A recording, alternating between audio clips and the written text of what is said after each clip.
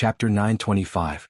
Seeing that the center of the army had been surrounded, there were no reinforcements. Hun Sen cursed inwardly as he retreated with his soldiers. He knew that even before the battle started, he had already lost 3 points in terms of morale. In addition, the news said that the mercenaries liked to attack at night, so he wasn't prepared. As a result, he lost the initiative, and this battle was already a lost cause. Hun Sen quickly made the decision to flee and left the center of the army. If he had remained in the center of the army, it might have taken some effort to find him. However, since he had left the main force, this group of men on horseback was extremely eye-catching. Hun Sen, don't run. When Gao Xiang, the regiment commander of the 4th Division's 1st Regiment, saw the general riding a horse, dressed in bright armor, and saw the large banner with the word Hong on it, he immediately recognized the other party's identity. His eyes were bloodshot as he fiercely fired a volley of bullets forward. Soon after, a few gold-rimmed soldiers who were closer to him were hit and fell to the ground, immediately causing another group of soldiers to kneel and surrender. Bastard! Gao Xiang slapped the machine gun in his hand. He knew that he would not be able to catch up to Hun Sen without a horse to ride. This great merit would fall into the hands of the 1st Cavalry Division. Hun Sen could not outrun a horse. He turned around and saw that the mercenaries had been left behind. He let out a sigh of relief. Although he had lost the battle, he had at least managed to keep his life. He still had a chance to rise again. General, run. There are cavalry chasing after us. Just as Hun Sen felt that he could breathe a sigh of relief, a sharp-eyed soldier beside him called out. He tilted his head and looked in another direction. Sure enough, there were a few hundred war horses galloping in his direction, closing in on him. Hong Sen immediately felt his blood run cold. He clamped his legs together and lashed his horse with the horsewhip in his hand. Hong Sen sped up again. Chase. That must be a big fish. The 3rd Regiment commander Hu Bo stared at the fleeing Hun Sen with excitement in his eyes. Behind him, there were 2 battalions of 800 war horses following him like a shadow. The soldiers of the 1st Cavalry Division were not only physically strong, but also had better knife skills than ordinary people. Even their war horses were faster than other war horses. In order to achieve such speed, these war horses usually ate fine fodder, which made their fur shine. When they ran, it was as if the gods were helping them. With one chasing the other, the distance between the 2 sides was constantly narrowing. It was already less than 300 meters away. Hun Sen, who was running at the front, looked back more than once. Every time he did that, he would whip his horse with all his might so that he could run faster. He found nearly 1,000 infantry troops. They were the rear troops of the 50,000 troops. Because of their excellent position, they escaped as soon as they found the situation was not right. Now they were caught red-handed by Hun Senator, of course. Hun Sen did not intend to punish them at this time. These people were born to be good shields and scapegoats. All of you stop right there and attack the enemies behind you. They don't have as many people as you do. If anyone dares to run again, I will kill them immediately. Hun Sen's survival instincts made him speed up again, and his voice sounded even more anxious. More than 1,000 Golden Border soldiers, who were running away with their heads down, heard Hun Sen's shout. When they looked back and saw that it was their general who was chasing after them, they all showed a gloomy expression. According to the military law of the Golden Border Dynasty, escaping from a battle and being defeated in a battle were completely different. It was the difference between life and death. They thought that no one would notice them because the battlefield was in chaos. They could say that they were defeated on the battlefield. Who would know? But now they were caught red-handed by the general. It was really difficult to explain. What are you looking at? As long as you can block the pursuers for 15 minutes, you will all be meritorious. You can ask me for a reward later. After being a general for so many years, he had already seen through the mentality of the soldiers. He knew what he had to say to make these people work for him. Hun Sen's shout was tantamount to giving these soldiers hope. Since there were more than 1,000 of them, it should not be difficult to block the pursuers for 15 minutes. At that moment, the army of over 1,000 people stopped and opened up a path for Hun Sen to escape with a dozen of his personal guards. Then they crossed the road, each holding a spear or a long saber, as if they were going to fight the pursuing cavalry. Release the arrows.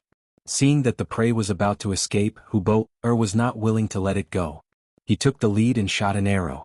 The arrow flew out and pierced the chest of a Golden Border soldier. The soldier who was shouting and fighting spirit did not even have a chance to retaliate before he was killed by the arrow. At the same time, more arrows flew out and pierced into the bodies of the gold-rimmed soldiers who were blocking the road ahead. One by one the soldiers fell to the ground. The power of the arrows was not inferior to the fire of the flintlock. One by one their comrades died in front of them. Most of them were killed by an arrow. This scene frightened the Golden Border soldiers behind. They thought that they could hold on for a while because of their numbers. Only after fighting did they realize how laughable their thoughts were. Retreat, retreat quickly.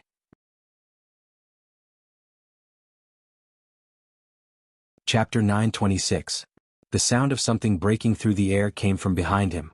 If it was in the past, Hun Sen would have been alerted, but now he was on the verge of going crazy. His warhorse was galloping furiously, and he could not feel anything. Suddenly he felt a sharp pain in his back. Following that, he felt his energy being sapped away and even his gaze became weak. Save. Before he died, Hun Sen did not forget to reach out towards Golden Rim City. Then with a thud he fell off his horse. Hun Sen was dead.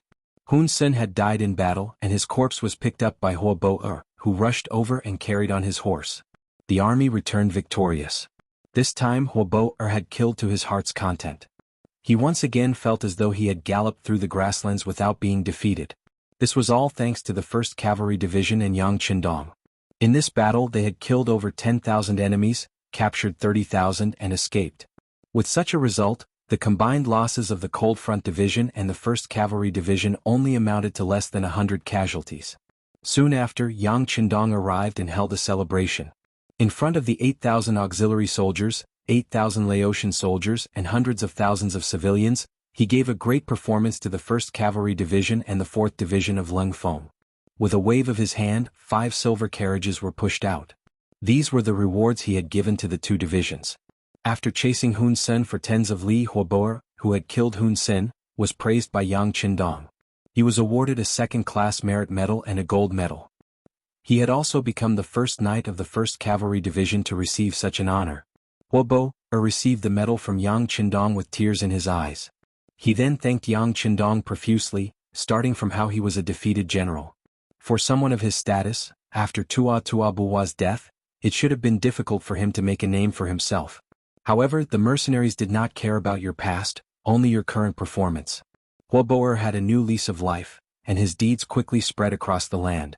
At the end of his speech, Hua Bo-er even thanked his teacher Tian Hu. Because it was Tian Hu who had set his eyes on Hun Sen at the very beginning, but he had given the opportunity to chase after the enemy. Just based on this as a subordinate he was convinced. At the same time, this incident also demonstrated Tian Hu's general demeanor. A truly qualified general should be like Tian Hu, knowing how to give credit to his subordinates. In this way he could also receive the gratitude and loyalty of his subordinates at the same time. The silver was distributed on the spot and delivered to the hands of every meritorious soldier. This scene was seen clearly by others. At this moment, not only the auxiliary soldiers and the Lao army were envious, but also many young men of the Golden Border dynasty who were mixed among the civilians were envious. From what Hua Bo-er had said, they knew that this was a defeated general who had lost many times. If such a person could be put in an important position, what did they lack? As long as he was willing to work hard, wouldn't he still have a chance? At this moment, many people began to ask if the mercenaries were still recruiting, and expressed their desire to join. When Beta Persei heard about this, he immediately reported to Yang Qindong, and then said with a look of admiration, "Young master, you're amazing. You defeated their country, but not only do they not hate you, they even want to join the army and serve you. That's because I can give them something that the Golden Border dynasty could not." Beta Persei, remember, the people are always like this. Whoever treats them well, they will get close to that person. They don't have a long history and culture, so they don't have a strong sense of nationality. As long as we can ensure that they have a good life in the future, they will not be enemies with us. Instead, they will be used by us. Yang Qindong said emotionally. For a moment he thought about the Japanese attack on China during World War II. At that time it was not only China that was attacked, but many nearby countries were attacked as well. However, it was proven that only the people of China continued to resist, while the surrounding countries submitted as soon as they were conquered. This was the foundation of the Han people. Because they had a long history and had too many things to be proud of, they were destined to not allow the other races to be above them. This was the pride of the Han people, and also Yang Qindong's pride. What he needed to do next was to continue this pride and make it even more glorious. Let's go. Leave this place for the auxiliary soldiers and the people to clean up. The main force will head to Baromian City. With a wave of his hand they began to move forward again. In Golden Border City, the news of Hun Sen's defeat and death spread like an earthquake, causing great damage and destruction to the capital. Some of the people who were originally in favor of war began to waver, and some of the people who were in favor of peace began to gain the upper hand. After several battles, the Golden Border Dynasty's 50,000 navy was destroyed, and most of them were captured. The army lost 150,000 soldiers, and the rest, except for the 100,000 soldiers who were resisting the mercenary navy in the south, had only 60,000 soldiers left in the capital. This strength was not enough to defend the capital. At this moment, the Golden Border Dynasty fell into an unprecedented crisis. In the palace of the capital, King Boromir was cursing, "Where are the reinforcements from Siam and Ava? When will they arrive? Your Majesty, the news has been sent. They are protesting in Laos and are preparing to send troops. However, the war came too suddenly and they need time to prepare." Left Prime Minister Ding Dingwei had only been in office for a few days, but he seemed to have aged a lot. In the past few days he had not slept much. Recruiting soldiers, setting up defenses, deploying troops, everything had to be done by him. He even had to do everything himself. People say that when a book is used, it will be used. When a country is in a life and death situation, there will be few people who can be used and few people who are loyal. Protest? Prepare? Ah. Boromir laughed wildly and shook his head. It's too late, it's too late. With the mercenary army's offensive, it would take them at most 10 days to reach the capital. Soon, the capital would be plunged into the flames of war. What would be the point of reinforcements arriving after that? Men, quickly inform the Spanish ships that we have agreed to their previous request, but they must help us drive the mercenaries out. Your Majesty. Tintinwai's body trembled when he heard this. He raised his head and looked at Boromir in disbelief. The Spanish are also ambitious. On the surface they say that they want to rent our city, but in reality they want to wedge a nail in our territory. They will slowly nibble away at our territory in the future. This king knows. This king knows everything. But do we have a choice now? The Spanish threat will come later, but the mercenaries are already in front of us. If there is no other way, our country will be destroyed. Boromir's eyes were filled with tears. One was a wolf and the other was a tiger. It was not easy for him to be sandwiched between them. But now, in order to drive the tiger away, he could only take the initiative to lead the wolf into the door. Ding Dingwei wanted to persuade him, but he didn't know what to say. As the minister of the left and the most trusted person of the king, he wanted to solve the king's worries and do something for the dynasty. But how could he change the situation with his own strength? At this moment he could only sigh and shake his head with a face full of regret and hatred. He hated himself for not being able to solve all of this. Minister of the left, before the Spanish army arrives, we must defend the capital. This is our last trump card. Boromir said as if he was exhausted. Yes. Ding Dingwei nodded. This time the loss of the Gilded Dynasty was too great. If they could withstand this ordeal, the next step would be to work hard, reform vigorously, and develop business and military. In any case they had to find ways to be strong. Otherwise they would be beaten if they fell behind. The carrier pigeon flew out of the palace and went straight to the hands of Kamoy, the envoy of the dynasty who had been staying in the Spanish warship. Looking at the imperial edict written by the king, Kamoy's face showed a painful expression. Then he quickly sorted out his thoughts and adjusted himself to the best state. He strode toward the main cabin of the warship not far away. Miguel, the special envoy and naval general appointed by King Juan II of Spain, was chatting with Vice Admiral Cruz in the cabin. The content of their conversation was naturally the current situation. At this time the Kingdom of Spain and the Kingdom of Portugal were Western powers. There were no hegemonic countries such as the United States, so they represented hegemony. Although the future Queen Isabel was only 3 years old and it was impossible for her to marry Fernando, the Prince of Aragon, and the two kingdoms of Castile and Aragon had yet to be united through marriage, Spain was already very powerful and prosperous at this time. Just like Portugal, they followed the mercenary ships across the Pacific Ocean and came to the Eastern world. They discovered civilized human beings here decades ago, and at the same time, their ambitions began to be exposed. As a special envoy, General Miguel soon became addicted to the Eastern world after discovering it. He found that the silk, porcelain, tea, and so on here were all things that the Western world did not have and were in short supply. He found that there were too many novel things here, various goods in the Crimson City. He found that the weapons here were very backward, and they were still swords from the cold weapon era. They were far inferior to the guns and cannons they used now. After discovering too many things, his selfishness also became inflated. The idea of wanting to use good things for himself was suddenly born. His eyes naturally fell on the weak dynasty of gold. Through understanding, Miguel found that although the strength of the countries in the Eastern world was average, they had a large population. It was almost impossible to dominate with the 20 warships and 2,000 soldiers he brought. If he wanted to gain a foothold here, the first step was to occupy a place and use it to slowly expand and develop.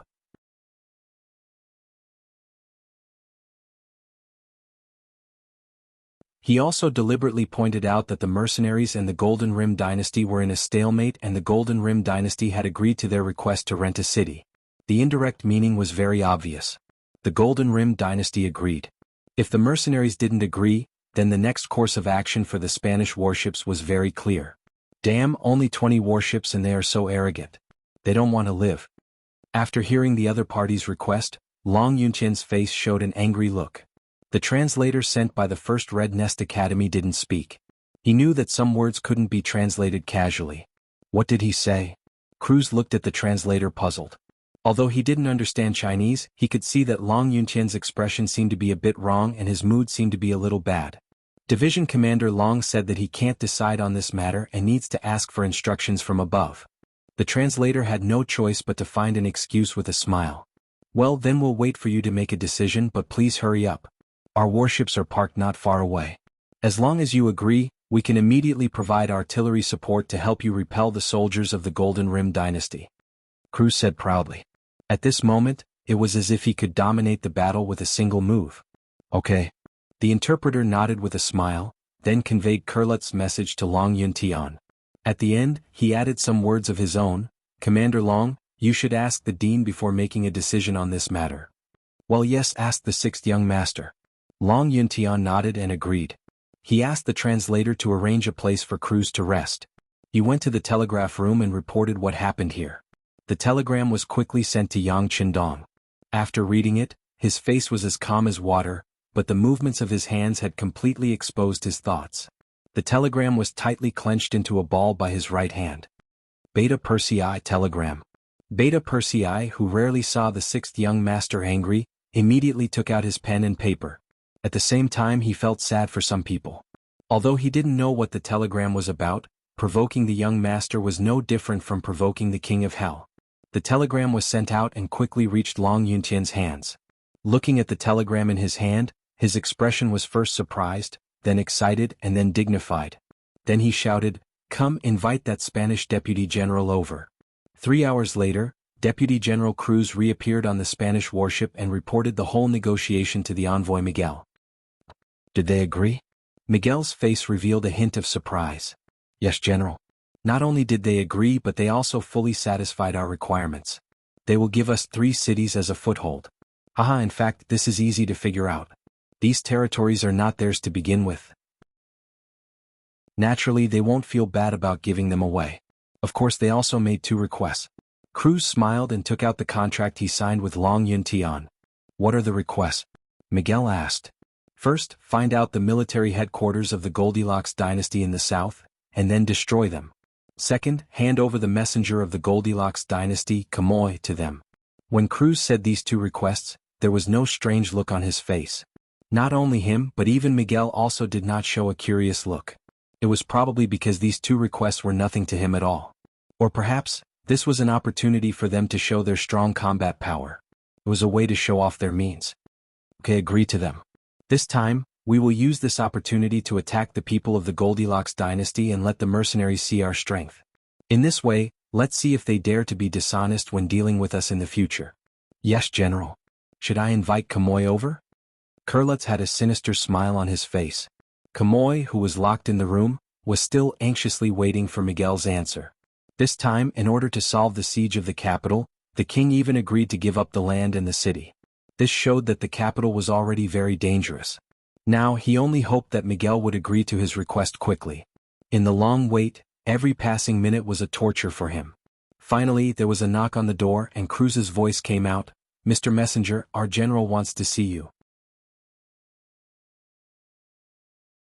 Chapter 928. Kamoy met Miguel again as he wished, and then got a very satisfactory result. The other party agreed to the deal and proposed to meet with their commanding general to discuss how to deal with the mercenaries. Although the number of reinforcements was only 2,000, they all had guns, and the Spanish warships also had cannons, which were not available in the Golden Border Dynasty. Once used well, it could play a role in a surprise attack, and it was not impossible to reverse the situation of the war. Kamoy left happily, and when he returned to the ship a day later, he brought the news that the southern command of the Golden Border Dynasty agreed to the alliance. Soon afterward, the 2,000 Spanish troops disembarked and left behind Kamoy's messenger. Then Long Yuntian received the information sent by Kurlutz, and the first and second groups set off. An unfathomable but chaotic battle began. Miguel led Kurlutz to attack the command center of the southern army of the Golden Border Dynasty with 2,000 flintlock soldiers. Then the main force of the Navy's Cold Front Division suddenly appeared, surrounded the place, destroyed their command system, and shot the commander. At first glance, it looked as if the mercenaries were working together with the Spanish army. But suddenly, the mercenaries opened fire at the unprepared Spanish army, who were about to enjoy the fruits of their victory. Finally, Hai's 3rd Division showed their strength. Both sides were using flintlocks, but one side was using flintlocks that were slightly more advanced than the Ming dynasties, while the other side was using a more powerful long-range and accurate rifle. Before the battle had even begun, the victor had already been decided. After a chaotic battle, Miguel, Kurlutz, Kamoy, and others were captured. It was the so-called mantis stalks the silkworm, unaware of the oriole behind. The Spanish army, Kamoy, and others were used and became captives in the hands of the mercenaries. Also captured were 20 warships belonging to the Spanish. They were occupied by the 4th Sea Division, and then the warships went straight to the harbor of Chimney City. The southern command of the Golden Border Dynasty was destroyed, and the 100,000 troops were leaderless. Taking advantage of this opportunity, the 4th Sea Division launched a full army charge. The army was defeated in the chaos, and the southern defense line was broken. All of this was Yang Qindong's strategy, using the Spanish army to defeat the southern army of the Golden Border Dynasty.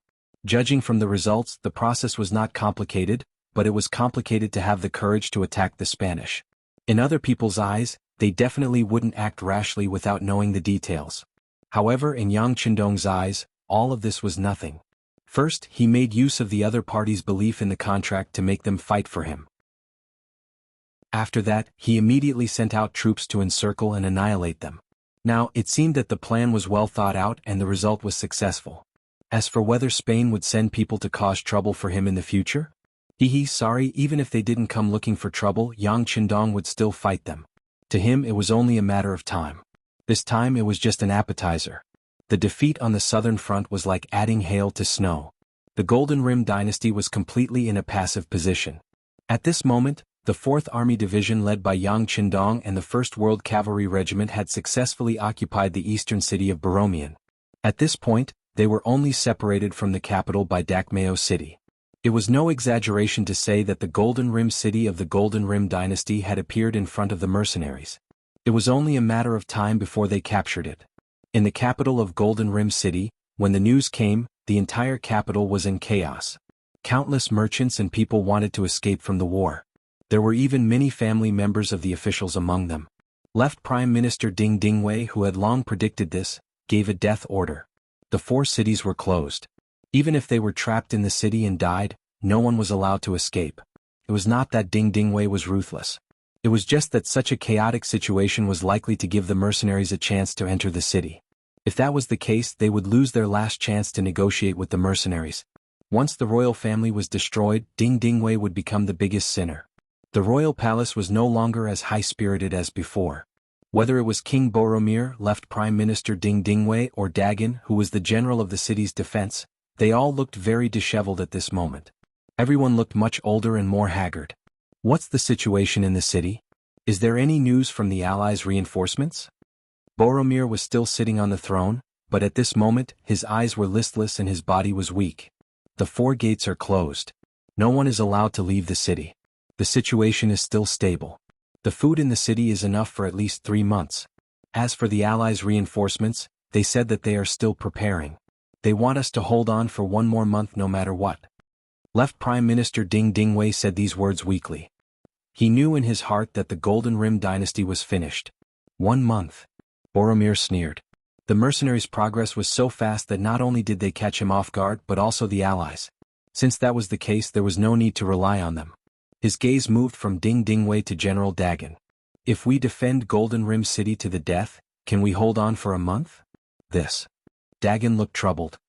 Your Majesty, I'm afraid it's difficult. But I and the 60,000 soldiers in the city will not retreat. At this moment, Dagon showed the calm side of a general in the face of death. This made Boromir feel relieved. However, there was no hope in resisting. What was the point of it? At most, more people would die. Report. At this moment, a messenger ran in from outside the hall. He knelt on the ground and looked at King Boromir.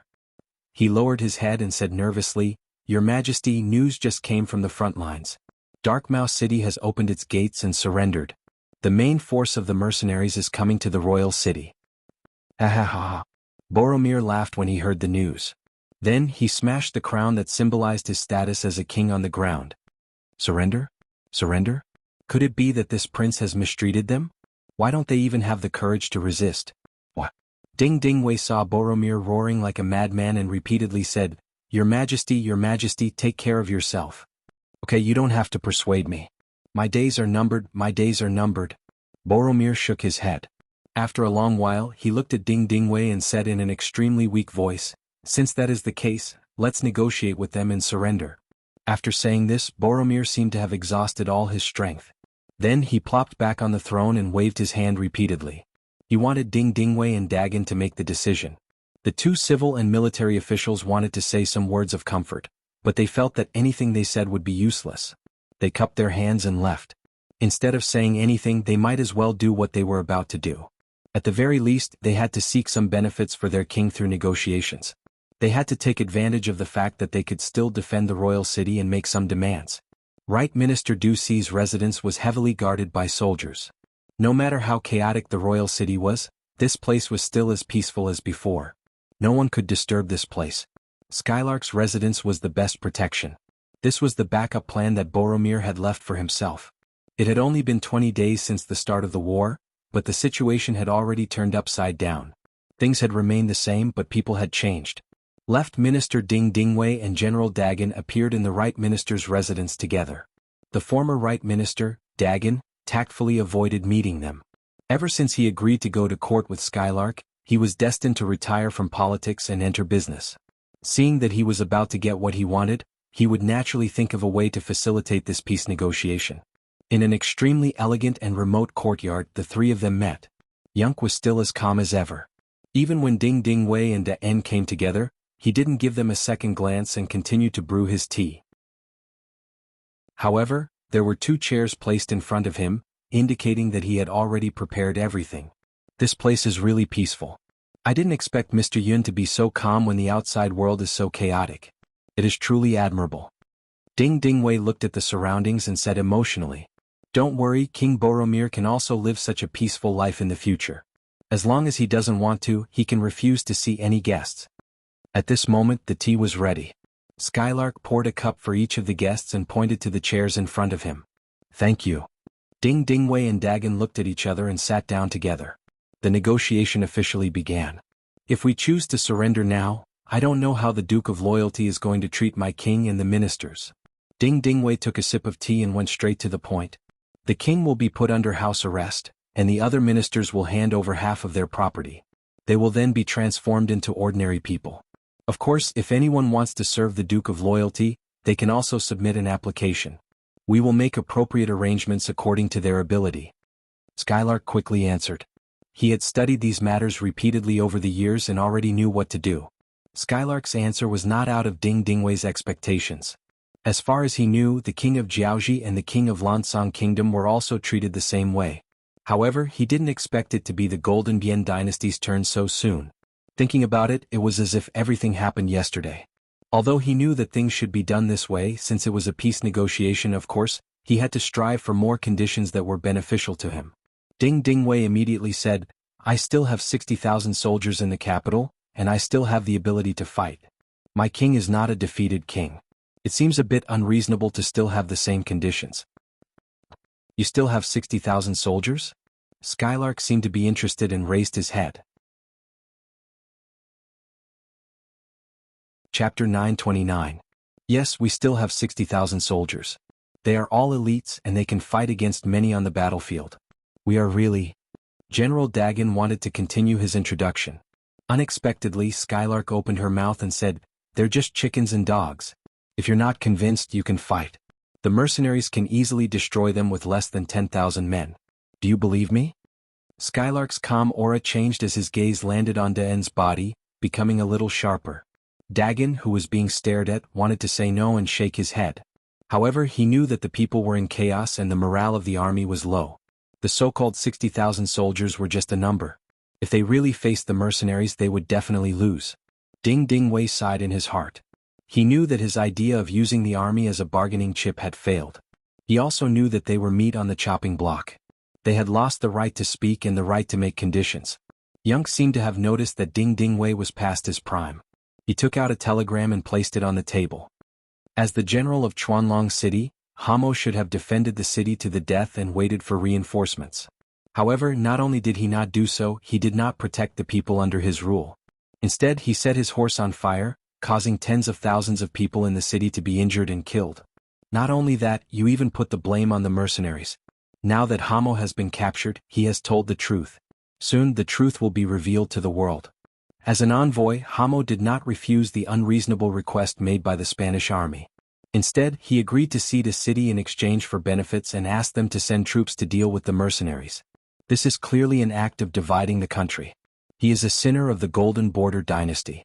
Now that he has been captured by the mercenaries, he has confessed everything he has done. Both of you martial artists do not think about war, and scholars do not think about remonstrances. Do you think there is any hope for the Golden Border Dynasty even if it survives? Since he could no longer display his brilliance in Boromov's hands, it would be better for him to hand over his power and let us, the Duke of Faithfulness, change them. Just like Laos and Vietnam, the government is now harmonious, the economy is developing rapidly, and the people are living the life they want. Isn't that good? Isn't that what a subject wants to see? Skylark pointed at two things and spoke in a strict tone, forcing Ding Wei and Daen to lower their heads involuntarily. Yes, there were indeed a lot of internal problems in the Golden Bien dynasty. To solve this problem, it was not just a matter of money, but a fundamental change was needed. This could only be done by mercenaries. Facts also proved that in the areas they ruled, the lives of the people were indeed higher than other forces. Otherwise, there would not be people of the Golden Border dynasty who had escaped, and the Golden Border army would not have sealed the border, which eventually led to the end of the war. King Boromir was a despicable person. Even now, the silver in the treasury had not been touched. The recruitment of new soldiers was only halfway done. Who could say that the current state of the Gilded Dynasty was not caused by this king? The two civil and military officials lowered their heads at this moment, speechless.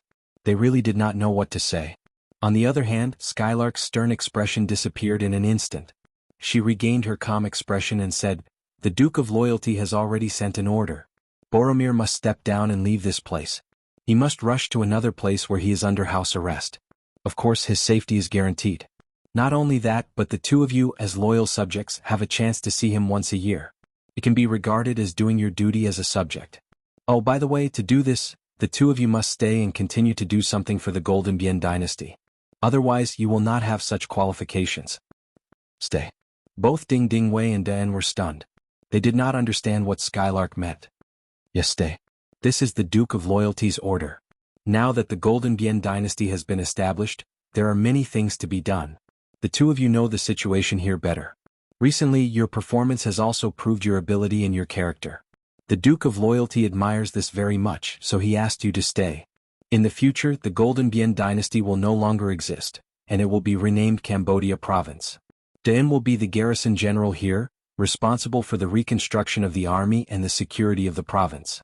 Ding Wei will be the deputy governor, responsible for the people's livelihood and economic development here." When it came to Ding Wei, Young's face showed a trace of envy and said, "The position of deputy governor is already very high. It's not even lower than your current position of left prime minister. This shows how much importance the Duke of Loyalty values you." Skylark's sudden words were indeed beyond the two's expectations.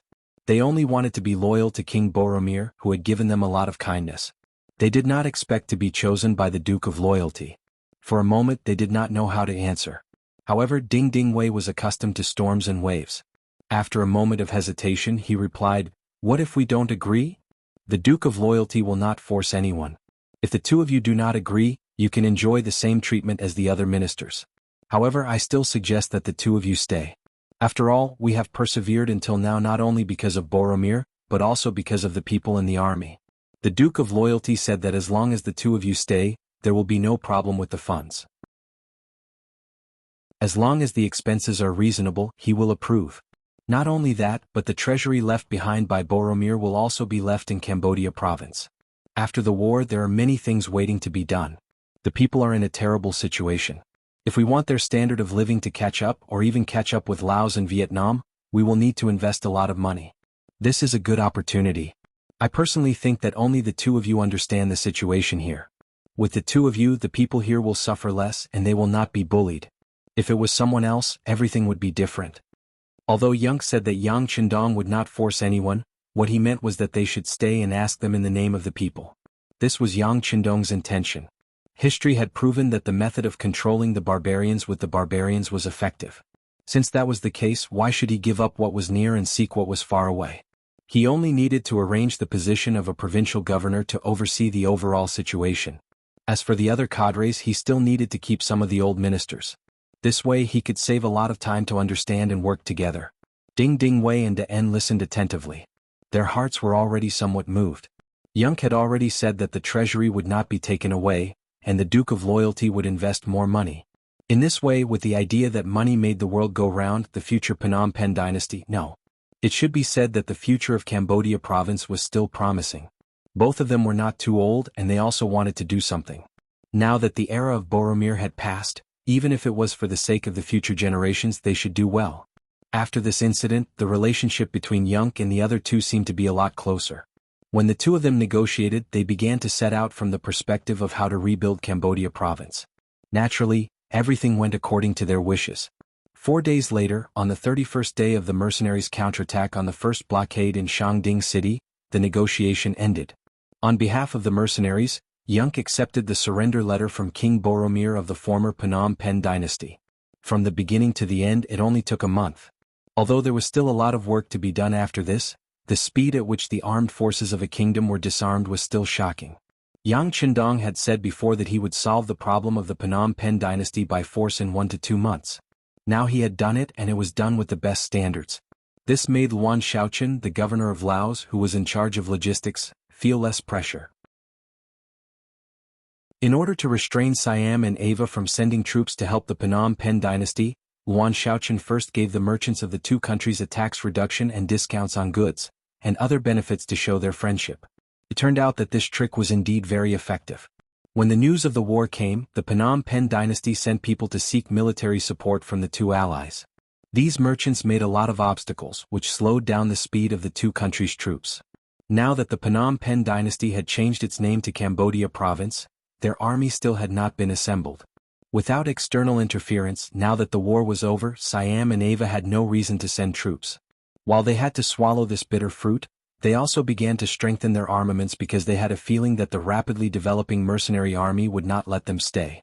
One day they would be eaten up like the Phnom Penh dynasty. For this reason, the kings of the two countries reached a private agreement that no matter which country was attacked in the future, the other country must unconditionally provide support. This was originally for their own survival. The spies of the Security Bureau and the CIA buried in the two countries reported this news to Yang Chendong.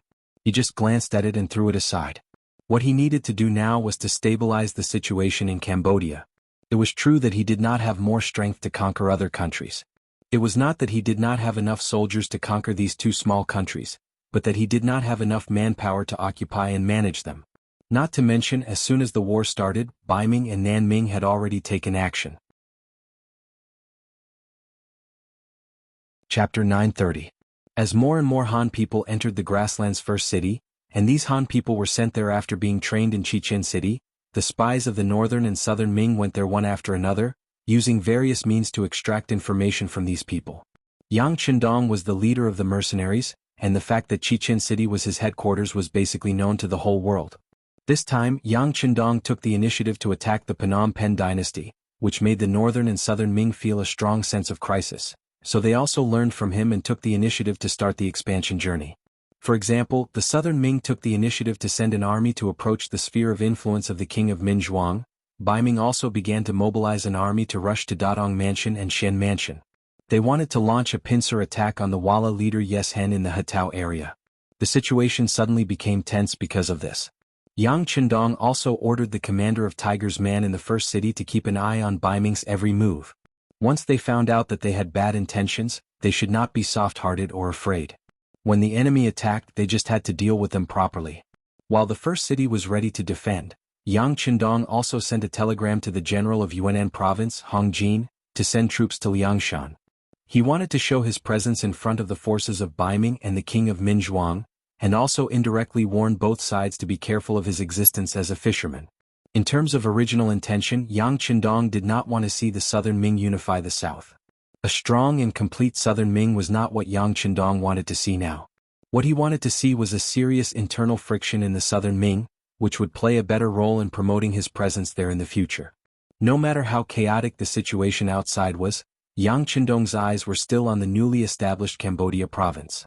When the capital, Phnom Penh City, also opened its door and surrendered, and King Boromir was secretly sent to Chichen City, the previously prepared 340,000 people also went down the Mekong River.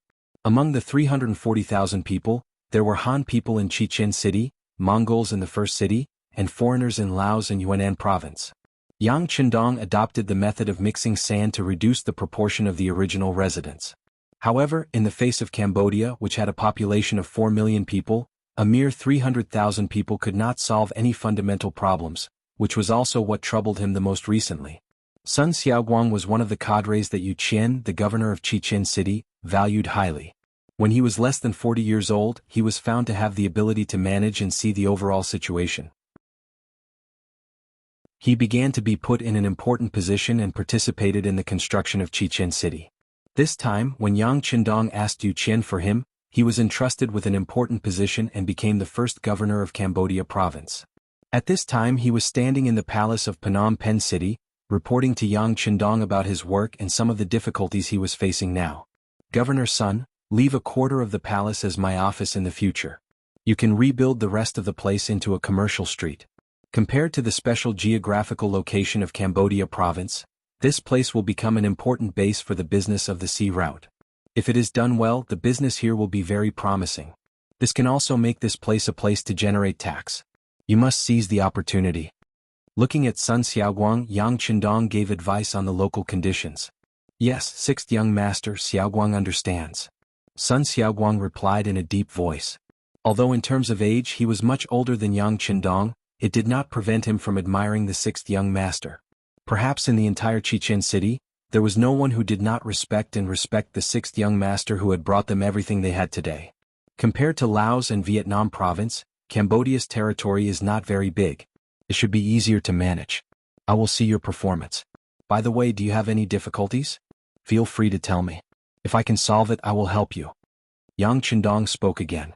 This time he met Sun Xiaoguang not only to encourage him in his work, but also to help him solve practical problems. Everything was ready. Logically speaking, Sun Xiaoguang only needed to develop slowly according to the plan. It was only a matter of time before changes and gains were made. However, since he had the opportunity to make a request, he would not miss it. Sixth young master, if it's possible, can you move some of the people here away? You said just now that Cambodia's territory is not very big, but it has a large population. With such a large population base, according to the previous regulations, the land is not enough to be distributed. You can't expect everyone to go into business, right? Although some factories will be built here in the future, it will still take time. During this time, many people will have nothing to do. I am worried that as time goes by. Tell me, how many people do you think it is appropriate to move? Yang Qindong waited for Sun Xiaoguang to report the data. When he opened his mouth, he went straight to the heart of the problem. If you can move half of the population, I can guarantee that everyone here will have something to do. The situation will be completely stable, and the speed of development in the future will be good. Finally, Sun Xiaoguang seized the opportunity and demanded an exorbitant price. He wanted to move 2 million people. 2 million? Yang Qindong did not expect Sun Xiaoguang's request to be so high. However, when he thought that Sun Xiaoguang was doing it for work, he did not refuse. Instead, he quickly nodded and said, "Okay, I will think of a way." Originally, he wanted to bargain, but he did not expect that the sixth young master would agree. Sun Xiaoguang was very happy and nodded repeatedly to express his gratitude. You don't have to thank me. You are doing this to do a good job. I can find a way to move 2 million people out for you, but you have to remember that once this place is restored to its original state, there will still be outsiders who want to move in. At that time, you are not allowed to talk about conditions and difficulties. Yang Qindong gave a warning in advance. Sixth young master, don't worry. I know. Sun Xiaoguang stood at attention and promised. Now that Cambodia was just established, it needed the help of others. In the future, when they became stronger, they would naturally help other regions. Sun Xiaoguang was very clear about this.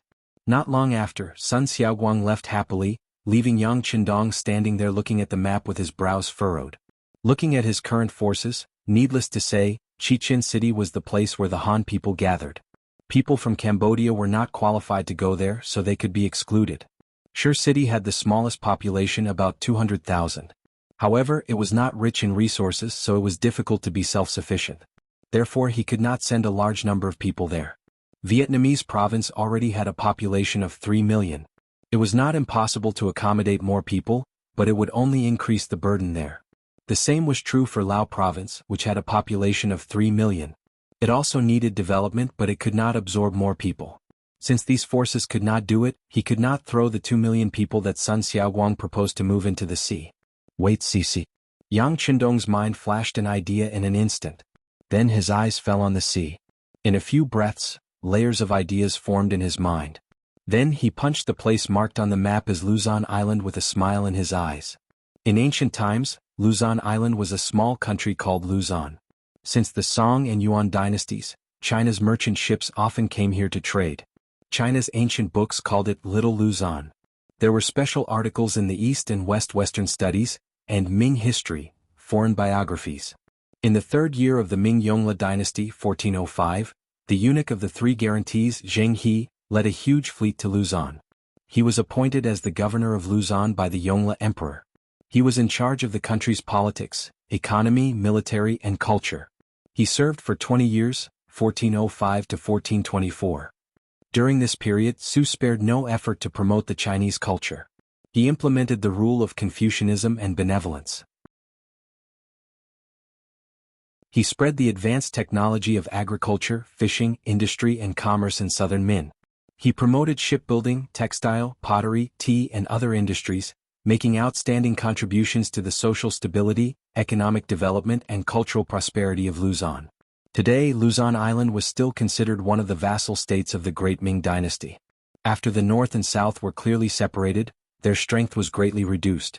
In addition, they had forbidden the sea for many years. They had lost their original deterrence to Luzon Island. Luzon Island had become an isolated place, so why not occupy it for their own use?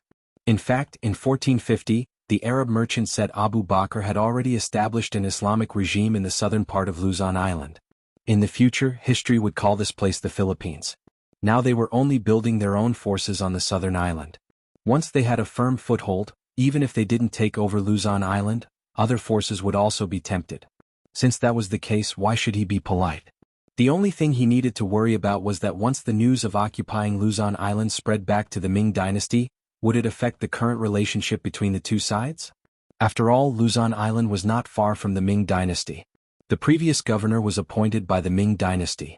If the news of the mercenaries occupying Luzon Island spread back, there would definitely be ministers who would raise doubts and bring trouble. Yang Qindong was not afraid of trouble, but it was always good to avoid trouble.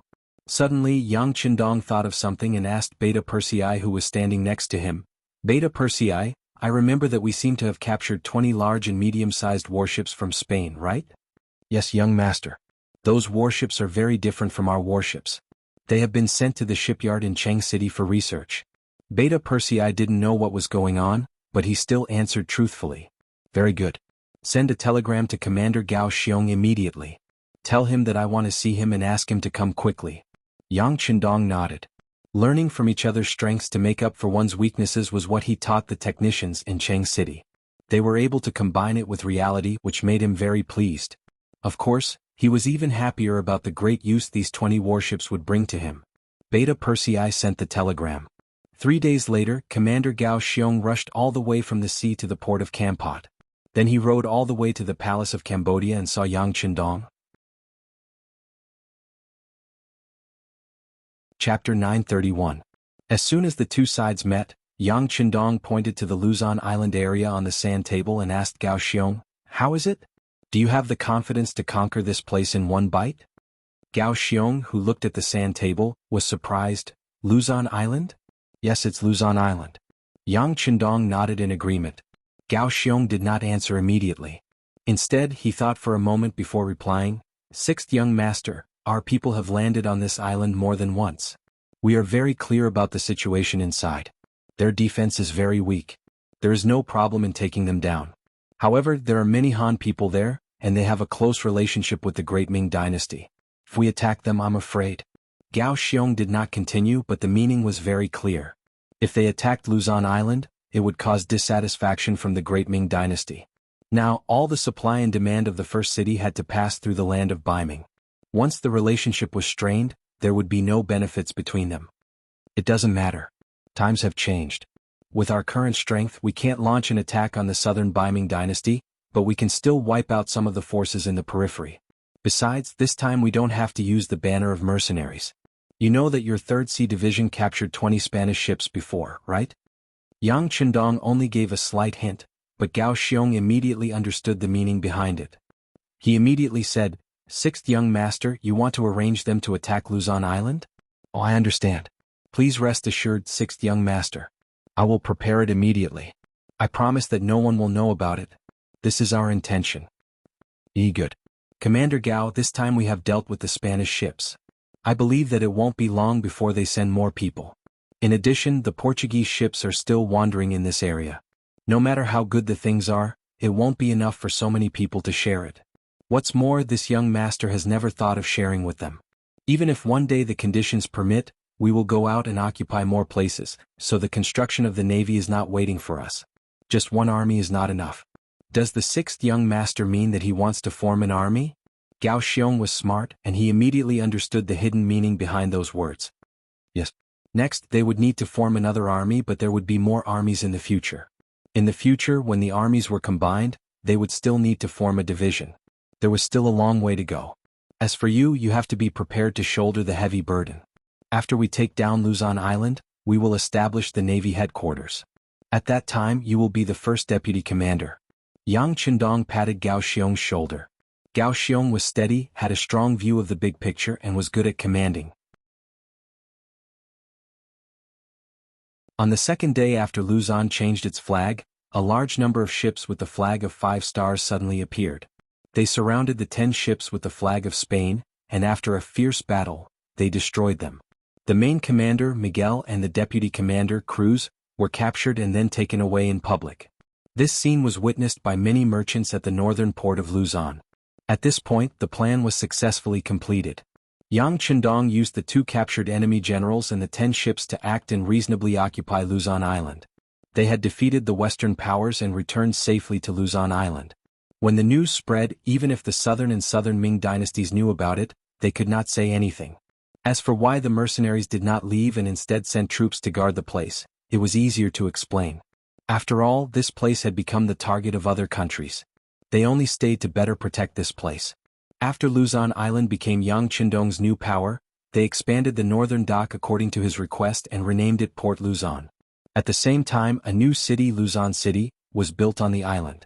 Li Sheng, who was recommended by Yu Qian, was the first city lord. Because the population of Luzon Island was not large at that time, only a little more than 1 million, in order to strengthen the construction here and prosper the economy, 2 million people were transferred from Cambodia.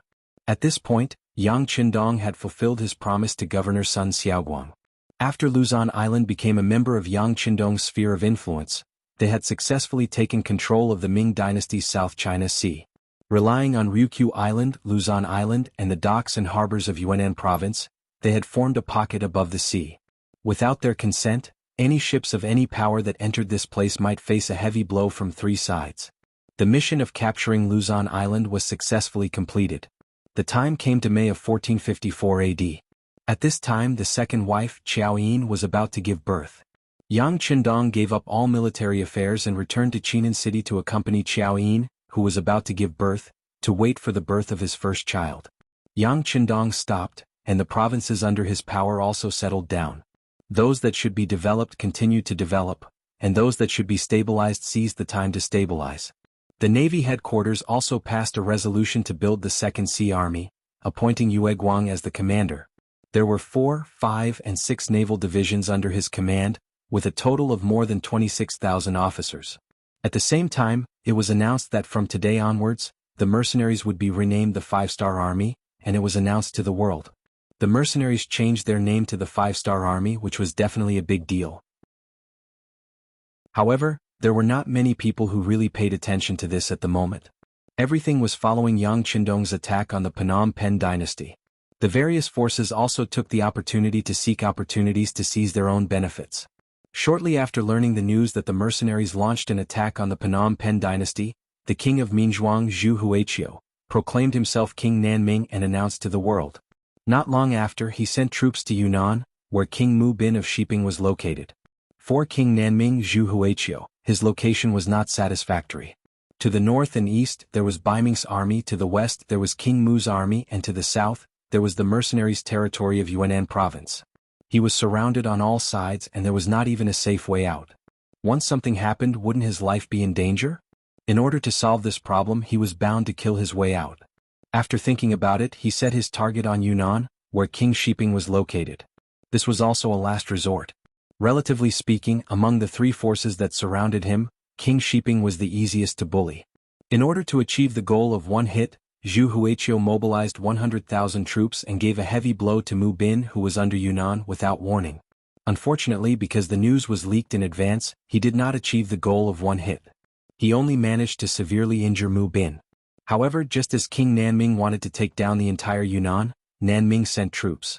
For a time, King Nanming, who had to fight on both sides, quickly changed from offense to defense. The battle was in a state of stalemate for a while. At this time, the Vietnamese general under the mercenaries, Hong Jin, led his troops out of Lang Son and watched the 3 sides fight. Hong Jin's appearance not only meant that Yang Qindong behind him was paying attention to this matter, but also that he had to do a very important thing, which was to take care of the people who were injured during and after the war. As long as they were Han people, they would take them in and arrange their lives for them. Compared to the last time when he spent 10 million taels of silver to buy Baiming, Yang Qindong did not spend money this time. Instead, he just picked people up. Facts had already proven that every time a piece of land was occupied, a large number of Han people would be needed to occupy it. Although after the last incident, Yang Qindong still had more than 3 million Han people in his hands, compared to the expansion of his forces, this number was clearly not enough. Chapter 932. Restoring the glory of the Han people and bringing them to the top of the world had always been Yang Qindong's life goal that had never changed. In order to achieve this goal, he needed more Han people. He needed to spread them everywhere like seeds. Seeking more Han people to join him in the war was a very good way. The mercenaries began to take in the Han people and arranged for their food, clothing, housing, and transportation. Under the arrangement of the 2 major intelligence agencies, this matter quickly spread throughout the battlefield. For a time, many Han people who had been affected by the war and had no home to return to seemed to have found the light. They thought of ways to rush to Langshan from where they originally were. They knew that once they could get there, all the problems in front of them would be solved. Their lives would have hope again and their lives would be guaranteed. The mercenaries' approach quickly attracted the attention of Emperor Nanming, Prince Nanming, and Prince Shiping, who were fighting. When they saw that they were not spending money to buy people, but relying on the war to recruit people, they naturally disagreed wholeheartedly. They tried their best to stop them, and even maliciously spread some rumors that once they reached Langshan, it would be difficult for them to survive. It was better to continue to stay in their hometown. The 3 forces actually reached an agreement on this matter, and the impact was naturally not small. Some people who originally did not want to leave their hometown naturally chose to stay. However, when the war continued, the people found that they had land but could not farm. When they had money but could not buy food, the thought of leaving arose. However, due to the uncertainty of the government, they began to use various methods. Some sneaked away, some spent money to buy passage from the soldiers. In short, they had to leave this place. They had to leave this place where they could lose their lives at any time in the war. As a result, there would be people rushing from all directions to the entrance of Langshan every day. General Hong Jin had prepared a large amount of food and was waiting for them. As long as these people appeared here, they would be safe. It was equivalent to being protected by him. Since Hong Jin was backed by a powerful mercenary group, none of the three forces dared to provoke him. This place had really become a paradise, a safe place far away from the flames of war. For a time, the number of people under Yang Chendong's influence began to slowly increase. Every few days, General Hong Jin would arrange for soldiers to escort these Han people to the seaside wharf in Yunnan province. Naturally, there would be a naval battle waiting for them there. They would be sent to the safest place, Chichen City. Zhu Qiyu and Zhu Qizhen of the Ying sect were truly brothers. The southern Ming Empire had already started the war, and the northern Ming Empire was also preparing for war.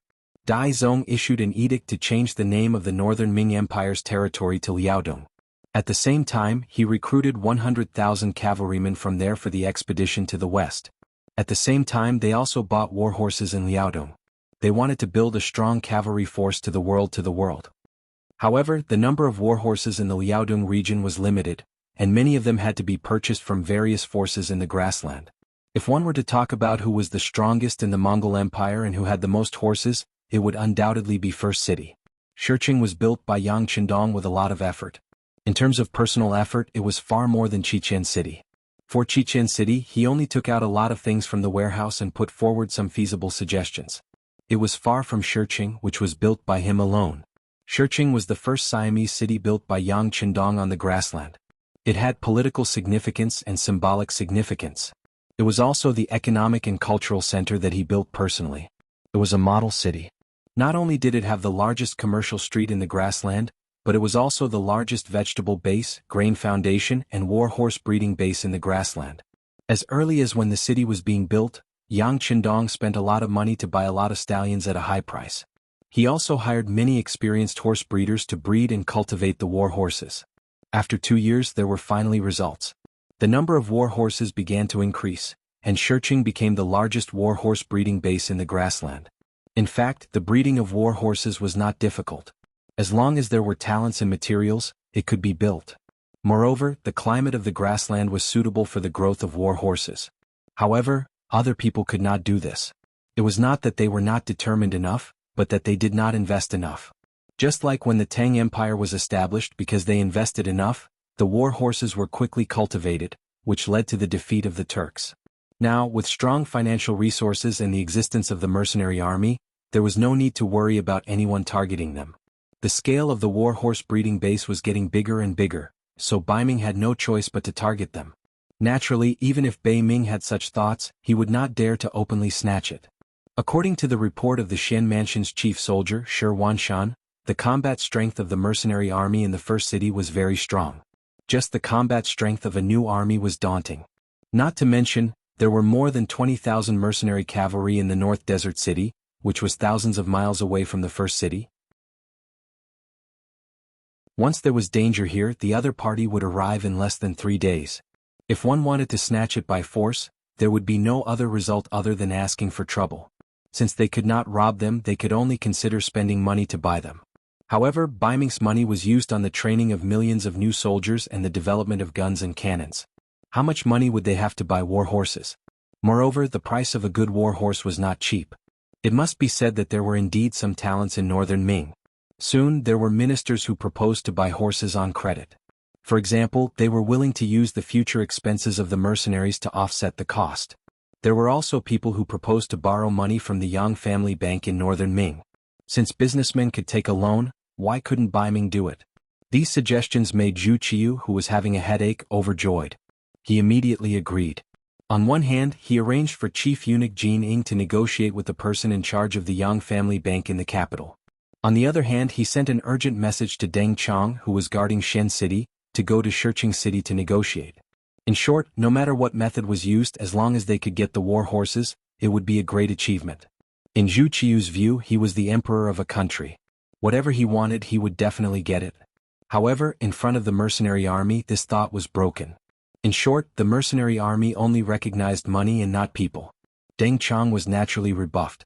City Lord Yu Mian's answer was very simple. Considering that they were all Han people and Yang Chendong was the Duke of Loyalty, they were not outsiders. The war horses could be sold to them, but they had to take out enough money. Otherwise, there was nothing to talk about. The Yang family bank was even simpler. You borrowed 5 million taels of silver from us last year and haven't returned a single cent. How can we lend you money now? This was not in line with the development of business and was not allowed. The two sides that had high hopes were both heavily damaged. This result made Zhu Qiu very depressed and angry. He felt that he had lost face. However, he did not have the courage of his ancestors and did not have the strength of his ancestors. Facing the mercenary army that was not weaker than them, he could not do anything. At this time, the North Korean envoy came to Beiming and came to pay tribute like in the past. All of this happened because of this tribute. In 1338 AD, the Goryeo king sent Li Qingui to attack the new Urgan-Dusi region. Li Qingui took the chance to start a coup. In 1392 AD, Li Qingui deposed the Goryeo king and became the king himself. He changed the name of the country to North Korea and set the capital as Hanyang, modern Seoul. The North Korean dynasty promoted Confucianism and rejected Buddhism. Adopting the doctrine of the big picture towards the Great Ming, that is, pledging allegiance to the Great Ming. This was one of the reasons why Ming Taizu declared not to conquer the country. North Korea and the Great Ming dynasty were both non-conquering countries, but North Korea had a closer relationship with the Great Ming dynasty. This might be due to their geographical location. Since the establishment of North Korea, every king had to be recognized by the Great Ming dynasty before they could ascend the throne and be regarded as the legitimate ruler. The relationship between the two sides was so good that when North Korea sent an envoy to pay tribute, the Beiming emperor would give them face and meet him. This time was no different from the past. Zhu Qiu still wanted to meet the North Korean envoy as usual. The difference was that the envoy this time was not sent by the sixth king of North Korea, Li Hongwa. Instead, it was a subordinate of Li Hongwa's uncle, Lord Shoyang. At this time, North Korea was going through the Guiyujing disaster. The so-called Guiyujing disaster happened during the reign of Emperor Duanzong of North Korea. It was an incident where Emperor Duanzong's uncle, Lord Shoyang, usurped the throne in a coup. In essence, it was a matter of the North Korean royal family killing each other. The imperial court of the Northern Ming dynasty had also received news from the secret agents of the embroidered uniform guard that they had sent there. However, considering that this was another country's internal affairs and that the Northern Ming dynasty had many headaches, they did not pay much attention to it. Perhaps the Beiming imperial court already knew, or perhaps they did not know and did not care. In short, the current situation in North Korea was gradually becoming clear. Li Hongwa's faction had the upper hand. This time, Zheng Linji, who came as a special envoy, was the person Li Hongwa valued the most. Zheng Linji had just been appointed by Li Hongwa before he came to Beiming. He was the leader of the North Korean dynasty's highest administrative organization, the parliamentary government. He was at the first rank and was equivalent to the Prime Minister or Prime Minister of China. Sending such an important minister over was only for one thing. That was, once Li Meng completely defeated Li Hongxian, he would have a legitimate reason to request Northern Ming to make Li Meng the new king. Zhu Qiu, who was at the banquet, did not care about the North Korean matter. Perhaps in his opinion, it was not a big deal. North Korea was just a small country and did not deserve his attention. However, Zheng Linji, who felt good about himself, did not think this way. When he came, Li Hongwa told him that in order to get Beiming support, he could do some things to show their existence. For example, the issue of mercenaries.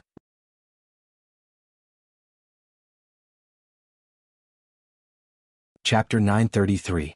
During the banquet, seeing that Dai Zong and Zhu Qiu were not in high spirits, and even when they were drinking, Zheng Linji asked in a low voice, "Great Emperor of the Great Ming Dynasty, is there something bothering you? Why don't you tell me, maybe I can help you with some ideas." Zhu Qiu raised his head slightly and sneered. He didn't mean to look down on North Korea, but he clearly looked down on North Korea. In his eyes, he never treated North Korea as a dish. If he couldn't solve the problem, what could the other party do? Zheng Linji didn't get angry when he saw Zhu Qiu's disregard. He knew very well that his identity couldn't enter the other party's eyes. It's just that he came with a mission, so even if he didn't want to talk, he had to. Seeing that Zhu Qiu didn't intend to speak again, he took the initiative to say, "Great Emperor of the Great Ming Dynasty, I guess that you have a headache because of the warhorse?"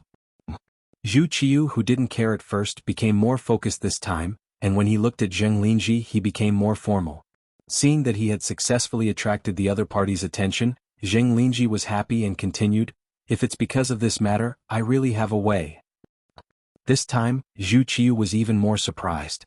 He didn't expect that a small vassal state's minister would have some knowledge. If it was in the past, maybe he wouldn't care, but now, with a desperate mentality, he nodded and said, "Okay, then let's go to the palace after the banquet." "Thank you, great emperor of the great Ming dynasty." Zheng Lingji nodded happily. He was excited that he had taken the first step. Thinking that this time he could get the attention of the great Ming dynasty's emperor, then there would be no twists and turns and problems when Li Ji was conferred the title of king in the future. The banquet seemed to be particularly enthusiastic because of Zheng Lingji's unexpected action, especially the emperor, whose face had been ugly for a long time, seemed to have forgotten his troubles at this moment, and there was a smile on his face. The other ministers didn't know the reason, so they could only make various guesses in their hearts. After the banquet, Zheng Lingji was still sent back to the relay station by the carriage. However, the others did not know that he had already gotten off the carriage halfway and was heading straight for the palace. The mercenaries, or rather, the five-star army, were getting stronger and stronger. Zhu Qiu felt a strong sense of crisis. Therefore, he didn't dare to trust anyone in a meeting like this. He just let the chief eunuch Jining take care of everything. When he saw Zheng Lingji in the palace, Zhu Qiu's expression had returned to its usual calm. "Greetings to the great emperor of the great Ming dynasty." As soon as he entered the side hall, Zheng Lingji knelt on the ground with a pious expression. "Envoy, there's no need to be so courteous. Why don't you talk about what you discussed with me earlier?" Zhu Qiu stretched out his hand and gestured for them to rise. "Thank you, Your Majesty." Zheng Lingji slowly got up from the ground and explained his plan. If they want war horses, the best place to get them is naturally in the beginning city. Unfortunately, they have already forgotten who gave them everything they have. There is no land under the heavens. The actions of the five-star army are indeed rebellious. "Okay, Envoy, you don't have to judge these. Let's talk about your plan," Zhu Qiu said with displeasure. The five-star army had already disobeyed his orders. This was naturally a provocation to the imperial power. He was not happy, so why would he bother others to talk about it in front of him? After Zheng Lingji was reminded of this, his expression showed a bit of nervousness. He knew that he had to get some solid goods after all. Otherwise, he was afraid that the great Ming emperor would drive him away. "Your Majesty, although there are many war horses in the beginning city and they can even be said to be strong, they have a fatal flaw. That is, everything they need must be transported by sea. As long as we can cut off this route, it is equivalent to holding down his weak spot. At that time, won't Your Majesty be in control? Sea route." Listening to this proposal that was not very new, Zhu Qiu shook his head with a trace of disappointment on his face. "Envoy, you are wrong. The leader of the five-star army is the loyal Duke of the great Ming dynasty. Why would I fight with him? Besides, the great Ming dynasty has been forbidden to go to sea for many years. There are no more ships. Your Majesty doesn't have any, but North Korea does. As long as Your Majesty agrees, this matter can be done by us. When the time comes, you can push all the responsibility to us. When the five-star army agrees to Your Majesty's request, we will remove the blockade. In this way they can't do anything about it." Zheng Lingji said with a complacent look. These words were not said casually. It was the result of a long investigation by the North Korean Navy. Every time, the ships of the five-star army would pass through their waters. After observation, they found that the other party seemed to be very careless. Every time, they only saw transport ships and did not see any escort ships. The number of ships of the five-star army would not be many at a time, only about 30 ships. This strength was really not in the eyes of the North Korean Navy. If they suddenly attacked, there was a 90% chance that they would sink and cause heavy damage. Once the supply line was cut off by the sea, the position of the five-star army would be awkward. At this time, Northern Ming was the mediator as one of the great powers of the Celestial Empire. Naturally, they could appear with a condescending attitude and propose some conditions for the exchange. After all, North Korea was a vassal state of Beiming. They would listen to them. With just one word they could restore the sea route. For the sake of the five-star army on the grassland they had to pay some price. Zhu Qiu wanted to think about these things again in his mind. Then he looked at Zheng Lingji with a little more warmth in his eyes. "Envoy Zheng, I heard that the situation in North Korea is a little unstable now?" Replying to the great emperor of the great Ming dynasty, "It's just a small problem. Our King Li Gu will be able to solve it soon." Zheng Lingji knew that the critical moment had arrived. "Okay, wait for the problem over there to be solved. I, Beiming, will confer Li Gu as the king of North Korea." Zhu Qiu spat out, giving the other party a guarantee. This was exactly what Zheng Lingji wanted. He immediately knelt on the ground again. Long live the great Ming Dynasty's emperor. Haha, you may rise. Zhu Qiu said in a good mood. Finally, there was an opportunity to curb the development of the five-star army. Moreover, he didn't have to do anything himself. In other words, if any problems occurred during this period, he could naturally stay out of it. He would definitely agree to something that didn't require him to do anything and could still benefit from. Zheng Linji left happily. The next morning he hurriedly left Baiming's capital and rushed back to North Korea. An operation to repair the sea route of the five-star army's transport ships immediately began preparations. Because only Zhu Qiu, Chief Eunuch Jin Ing, and Zheng Linji were present during the secret meeting, this matter didn't leak out in Baiming, the capital of North Korea, Seoul, also known as Hanyang. In 1392, the Ri family established the Joseon dynasty and moved the capital to Yangzhou in 1394. In order to express his admiration for the Han dynasty, not the Han dynasty, and his determination to serve the Han dynasty wholeheartedly, Ri Qingrui wrote a letter to the Hongwu Emperor, Zhu Yuanzhang, requesting that Yangzhou be renamed Seoul. The Guiyu crisis was coming to an end. The power of the sixth king Ri Hongwu was being weakened step by step. Ri Hongwu's uncle Lord Shouyang had the upper hand. Now Zheng Linji had rushed back from Baiming and brought the support of the Emperor of Baiming. The next step was to replace him. Li Hongwu, who had already seized the military and political power, now had the entire Korean navy in his hands. After hearing Zheng Linji's report, he summoned another important minister, Han Mingjin, to discuss the matter of the navy intercepting the five-star army's transport ships. Han Mingjin, born in 1415, was a Korean and was a famous minister in the early years of the Joseon dynasty. He helped Li Hongwu plan the Guiyu crisis and finally seized the throne. He was called Zhang Liang by Li Hongwu. The three of them discussed the important matter in the study. After an hour, Han Mingjin left first. He had become the commander of this operation. Now he had to make many preparations for the sea operation. Seeing him leave in a hurry, Zheng Linji walked out with Li Hongwu. Lord, Han Mingjin doesn't seem to agree with us taking action against the five-star army. You still sent him to command the battle at this time. Will there be any accidents? Wherever there were people, there would be fighting. Korea's territory was not large and its population was not large, but when it came to fighting, it was very experienced. Just like Zheng Linji and Han Mingjin. Although they were both Li Hongwu's subordinates, they still disliked each other and fought among themselves. Li Hongwu was a smart person. He naturally saw these things, but he did not say anything to stop it. It was not that he did not have the ability to stop it, but he was happy to see it happen. He needed a balance. This might be a common method used by the emperor to control his subordinates. There won't be any meaning. Mingjin is just worried that the five-star army will take revenge on us. But this time we have Baiming's support. How would they dare to act recklessly? Since he has taken on this responsibility, he will naturally do a good job. This time we just need to wait for good news. Li Hongwu said confidently. Perhaps he was confident in the plan this time, or perhaps he was confident in the Korean Navy. Or perhaps he simply looked down on the five-star army's strength. It was only a force that originated from the great Ming dynasty's duke. Could it really scare him?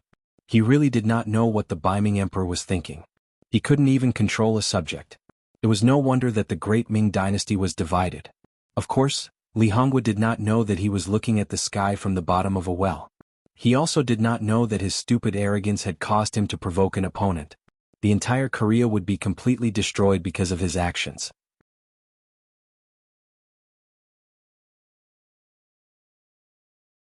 Chapter 934.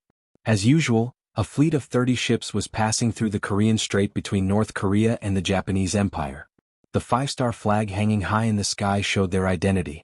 Chu Gang, the second commander of the 3rd Division, was looking ahead with his binoculars from time to time. Chu Gang was originally just a battalion commander.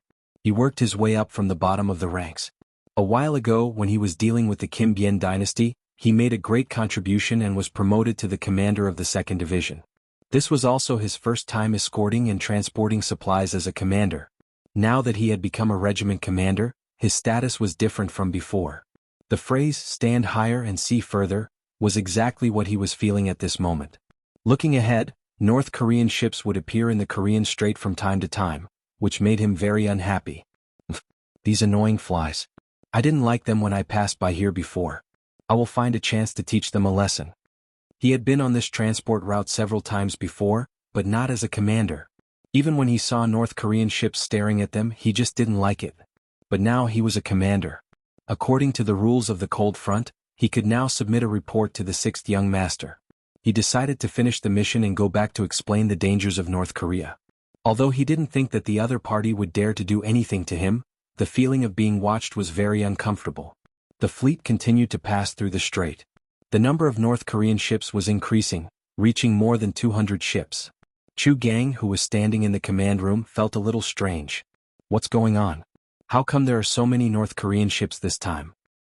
They won't dare to attack us. A staff officer next to him answered aloud. Anyone could hear the arrogance in his voice. What was the Cold Front? It represented the strongest combat power. So far, except for the 1st Cavalry Division, which was personally appointed by the 6th Young Master, they didn't think highly of any other army. For the staff officer's words, everyone nodded in agreement, including Chu Gang. They didn't think that anyone would dare to attack them. Or rather, someone dared to do it, but it definitely shouldn't be the North Korean Navy that they had always looked down on.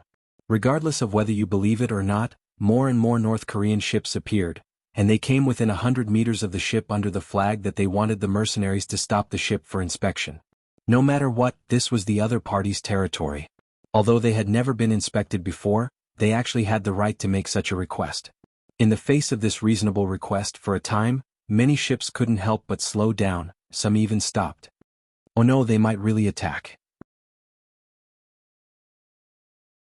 Immediately send out the signal flag to inform the other ships to pass through quickly. At the same time, prepare the cannons to fire. Chu Gang quickly reacted after a scream in his heart, especially when he saw the North Korean ships accelerating towards his fleet through the binoculars. The bad feeling grew stronger and stronger.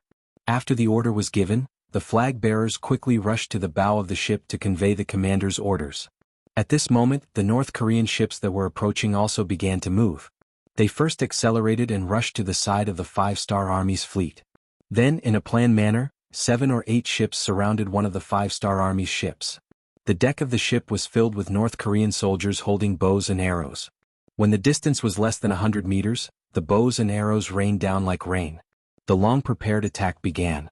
They didn't prepare, or rather, they didn't think that a small North Korean would dare to attack them. The moment they met the enemy, the 5-Star Army suffered a loss. A few of the 5-Star Army officers that were prepared to shout were shot by arrows, either dead or injured. This was a battle that they weren't prepared for, and it was also an unequal battle. Since they weren't prepared, and the number of ships was 8-1, the 2nd Regiment of the 3rd Sea Division fell into a difficult situation as soon as they met the enemy. Dozens of officers and soldiers were caught off guard and shot by the arrows. They either fell to the ground or fell into the hands of the soldiers. The 5-Star Army, which only had 2 battalions guarding the ships, fell into a disadvantageous position. Considering the fact that they had to escort more supplies, the 2nd Regiment didn't send out all of its members. The 1st Regiment only sent out 2 battalions of the 5 battalions. Even with the addition of the commander and some officers, there were only about 800 people. Divided into 30 ships, there were less than 30 soldiers on each ship. The North Korean Navy sent out more than 200 ships and more than 10,000 soldiers. This kind of disparity, in addition to the fact that one side came prepared and the other was unprepared, the battle instantly became one-sided. After the North Korean ships gained the upper hand, they quickly began to close in. When the distance between them was less than 20 meters, a large wooden plank that had been prepared beforehand was thrown out, forming a temporary passage between the 2 ships. Fire the cannons. Commander Zhou Gang on the main ship saw that the situation was getting worse and worse. He first took a gun from the staff officer beside him and shouted. At this moment his eyes were red. The fleet was under attack, and as the commander here, if he couldn't solve the problem, then whether he returned or not, only death would await him. Whether it was for his duty or for the dignity of Lung Feng, he couldn't afford to hesitate at this moment. Commander, our ships are too close to the enemy's ships. If we fire now, we might hurt our own people. When the cannoneer heard the order, his face was first shocked, then he said with difficulty, "Don't worry so much, the ships that stopped have no chance of leaving. Even if the soldiers die, we can't let them and their supplies fall into the hands of the North Koreans. Quickly fire the cannons." The situation was so tense that Zhou Gang didn't have time to think about so many problems. What he needed to do now was to fire the cannons at the North Korean Navy and then take advantage of the chaos to buy time for the other ships to retreat. Following the commander's order, the cannons sounded and landed on a North Korean ship, causing a huge explosion and flames to rise into the sky. At the same time, the soldiers of Lung Fong on the various ships began to fire back. Bullets flew out and landed in the North Korean Navy's camp, causing the soldiers to fall one after another. A chaotic battle had begun. Cannon fire came one after another. At this moment, Zhou Gang didn't want to save ammunition anymore. In order to turn the situation around, what he needed to do now was to use up all his ammunition in the shortest time possible to deal a heavy blow to the North Korean Navy and provide cover for the other ships to leave. It was obvious that it was impossible to continue forward. Commander Zhou Gang gave another order, so the ships turned around and sailed back to the sea. At this moment, it was impossible to complete the transportation mission. The only thing they could do was to minimize the losses. The bullets and arrows collided. If this was on land, with the advantages of guns, they could definitely fight back and retreat at the same time, causing heavy damage to the enemy. However, this was the sea. The space on the ship was limited and there weren't many places to dodge. Many soldiers were forced to retreat to a corner and were shot to death by the arrows. The battle had only lasted for half an hour, but the soldiers on 3 ships had already been killed and the ships had been taken over by the North Korean Navy. Concentrate the last of the cannons and sink those 3 ships. With a face full of joy, Zhou Gang gave the order to fire his own ships. Since the ships had already been taken over by the enemy, they couldn't snatch them back. Now they could only sink them and not let the enemy gain any benefits. At the same time, order the other ships to retreat quickly. Don't fight. Tell the soldiers that we will definitely take revenge today, but for now we should immediately leave the battlefield. Zhou Gang's eyes were red as he gritted his teeth and ordered the fleet to retreat. Orders were issued one after another, and cannonballs flew down, hitting the 3 ships that were about to become their spoils of war. One of the cannonballs unfortunately landed on another ship that was retreating, and a raging fire seemed to illuminate this part of the sea. From the start of the battle to the end, it was less than 4 hours. The 5-star army had lost 4 warships, and more than 500 soldiers were dead or injured. This kind of loss was more than 50% of the naval battle. It was the greatest loss since the establishment of the Cold Front Navy. Zhou Gang, who had retreated far away, stood at the back of the ship. Looking at the huge fire in the distance, his eyes were red as he swore that he would definitely take revenge for today. He would definitely make the North Koreans pay a heavy price for what they had done today. Han Mingjin stood on the largest North Korean ship and looked at the 5-star army ships that were slowly retreating. He didn't say anything for a long time. "Sir, should we send someone to chase after them?" A Marine general came forward and asked. "No need. Our mission is to prevent them from passing through here. Now that we have achieved our goal, we can retreat." Han Mingjin shook his head and rejected the suggestion to continue chasing. Then a trace of worry appeared on his face. A power that even the great Ming Dynasty had to be wary of, and now they had taken the initiative to provoke them. What kind of consequences and effects would there be? Han Mingjin didn't dare to think about it, but his gut feeling told him that they seemed to have done something wrong this time. They seemed to have to pay a price for it. However, no matter how much Han Mingjin thought about it, he would never have thought that this would be the beginning of their North Korean destruction. From now on, there would be no North Korea in the world. Zhou Gang took advantage of the advanced nature of the ships and quickly left the battlefield. After leaving the Korean Straits with 26 ships, he reported the details of what had happened to the Navy headquarters in the form of a telegram. At the same time, he requested to be dealt with. The Navy headquarters telegram room was also in chaos after receiving this telegram. Vice Commander Gao Xiong, who was in charge, didn't believe the contents of the telegram. He didn't believe that someone would take the initiative to make an enemy of the 5-star army.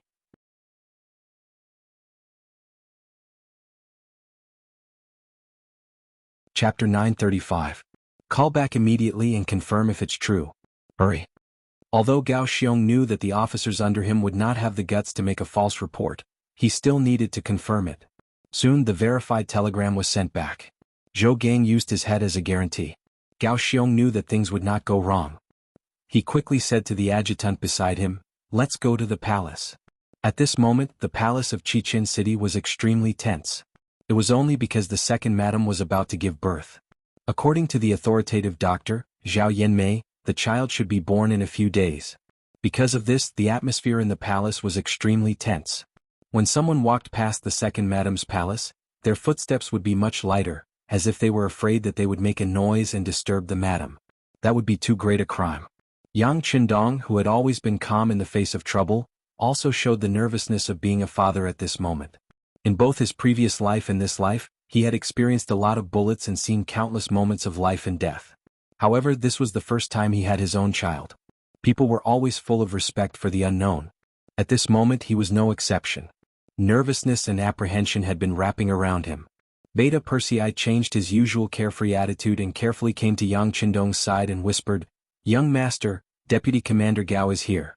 He said that he has something important to say to you." Yang Qindong, who was already a little nervous, frowned after hearing Beta Persei's words. No one did not know what time it was, but Gao Xiong still came. This was enough to show the importance of reporting. "Okay, tell him to wait in the side hall." In the side hall, Gao Xiong received the telegram from Zhou Gang and handed it to Yang Qindong. Then he lowered his head and said, "Sixth young master, I have sent a second telegram to confirm the authenticity of this matter."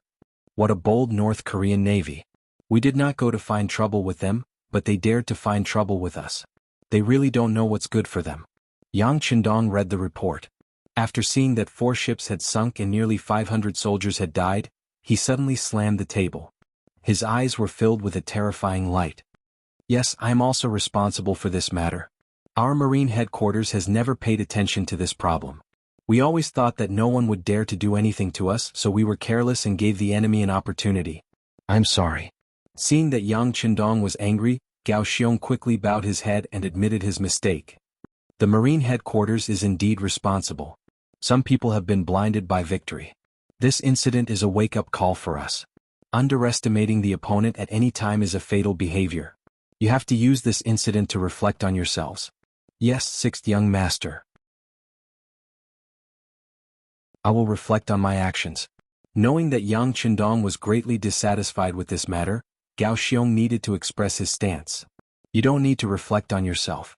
This time, everyone is responsible. After you go back, immediately hold a meeting and carry out self-reflection activities. Then prepare for battle. Yang Qindong thought back to the last time he returned to Chosin City from Haijin. He saw the North Korean Navy in action. At that time he felt that this was a problem, but he didn't expect the problem to erupt so quickly. Gao Xiong left quickly after receiving the order. Yang Qindong sat in the side hall and did not leave immediately. He still had to think about a problem. He had no contact with North Korea, and there was no hatred. Why did the other party choose to attack him? This did not make sense. Beta Persei, send a telegram to Yang San and ask him to send someone to find out which force North Korea has been in contact with recently. Also, let Yang San inform the North Korean Security Department and ask them to arrange the troops there. Conduct a detailed investigation of the strength of the army and report it to me. Yes, young master. Beta Persei agreed and turned to do it. Yang Qindong, on the other hand, threw this matter to the back of his mind and strode towards the backyard of the palace. The Cold Front Navy was raided by the North Korean Navy, and it was said that they suffered heavy losses. The news quickly spread, and then the 6th Division commanders of the Navy put down the things at hand and went straight to the Navy headquarters. In the headquarters, the division commanders arrived one by one, and then there were voices shouting to go to war and avenge the Navy.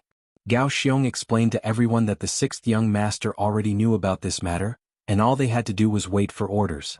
At the same time he called everyone together for a meeting to discuss which division or army should take action to wash away the shame of the Navy. Just as the Navy headquarters was boiling, a sharp cry came from the palace of Haijin. Yang Qindong's eldest daughter was born. It had a chubby face, 2 rows of curved eyebrows, a pair of big bright eyes, a small nose, a pair of bodhisattva ears, a small chubby mouth and a round double chin under the mouth. Her hands were chubby and her fingers were short and thick. She was very cute. Carefully hugging the eldest daughter in his arms, Yang Qindong couldn't close his mouth from smiling. Taking this opportunity, the eldest Madame Hu Yin came forward to ask for the name of the child. Yang Qindong had long been prepared. Previously, Zhao Yanmei had also said that it was very likely that this child would be a girl, so he said, "Her name will be Yang Jie, which means pure and kind. Her nickname will be Lele and she will be happy for the rest of her life." Lele's voice made the palace really lively for a while.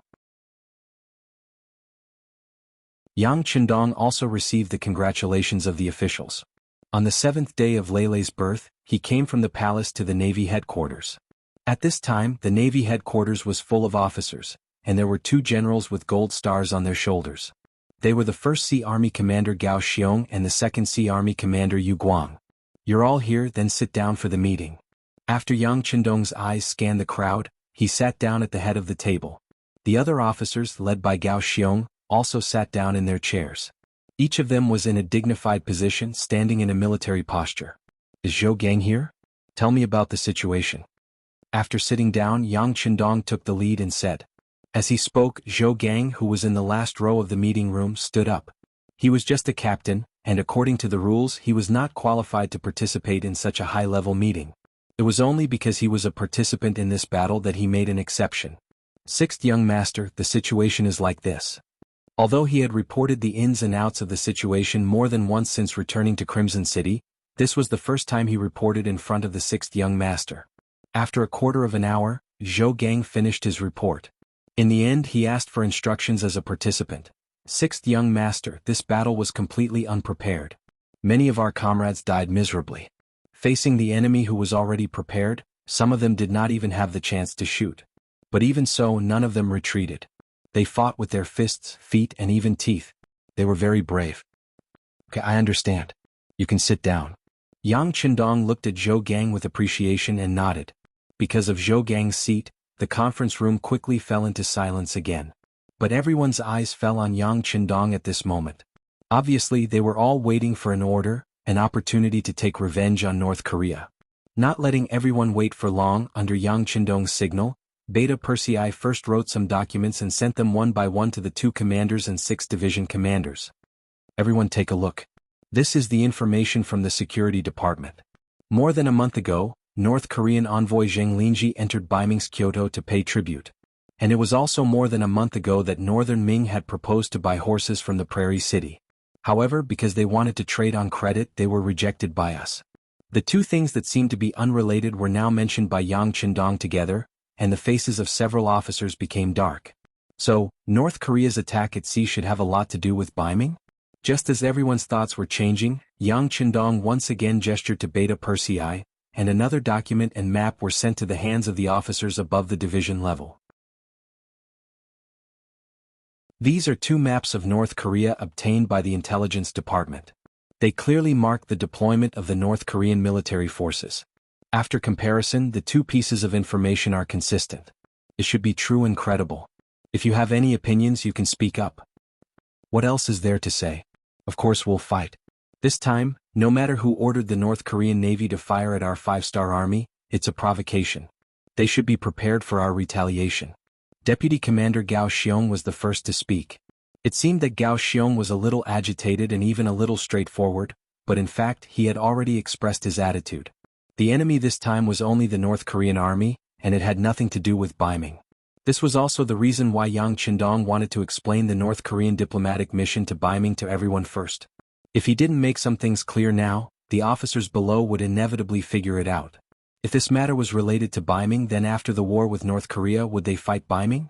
Even if the Great Ming Dynasty had been divided into the south, Beiming's territory was still not small.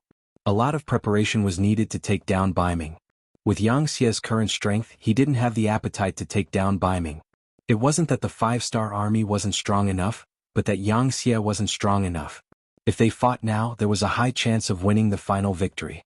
But what about after they successfully occupied it? How would they manage such a large territory? How would they arrange for the Han people? Yang Qindong's goal was to let the Han people live a good life. He wanted them to walk at the top of the world and become the most respected race in the world. If they only took down Beiming but couldn't manage it, and instead let the people live a bitter life, then it would go against his original intention. This wasn't what Yang Qindong wanted to see and hoped for.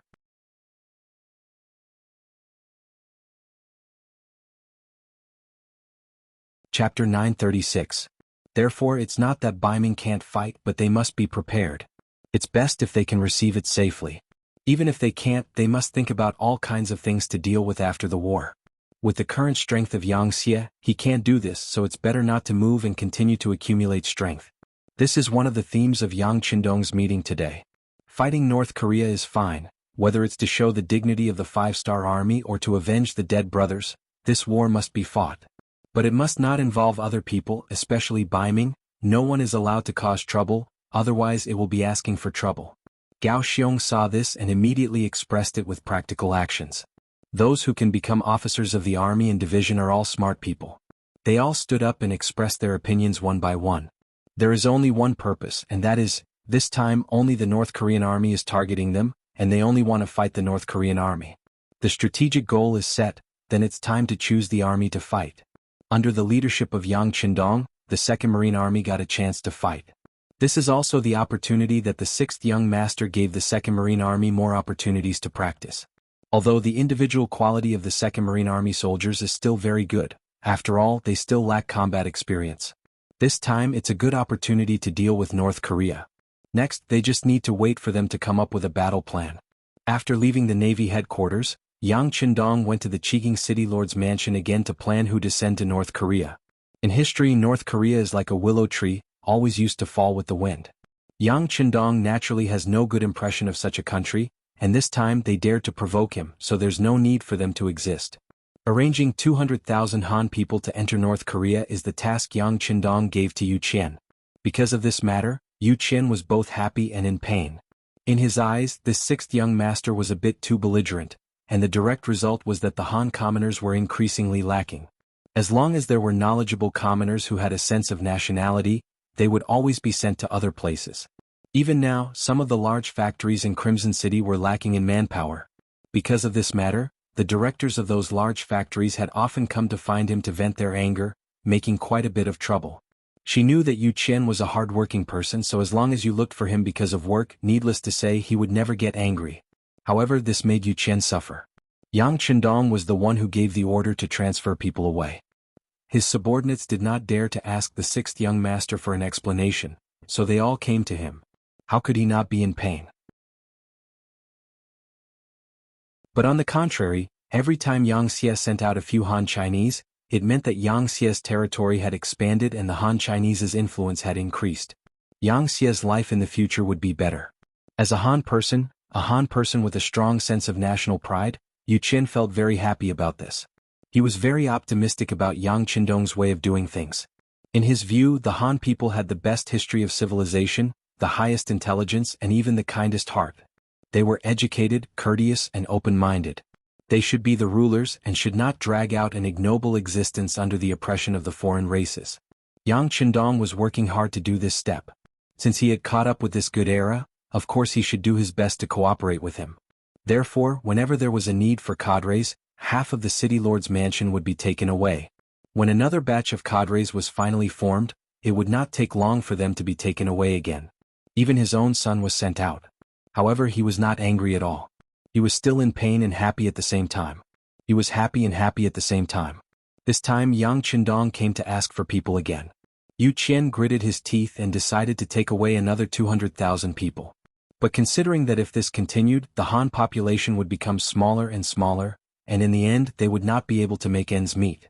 Thus he couldn't help but remind Duke Zhongdan of the Han people that were brought back with money. Other than the elderly and children, there are less than 2 million adult men and women left after several transfers. Moreover, most of them are illiterate.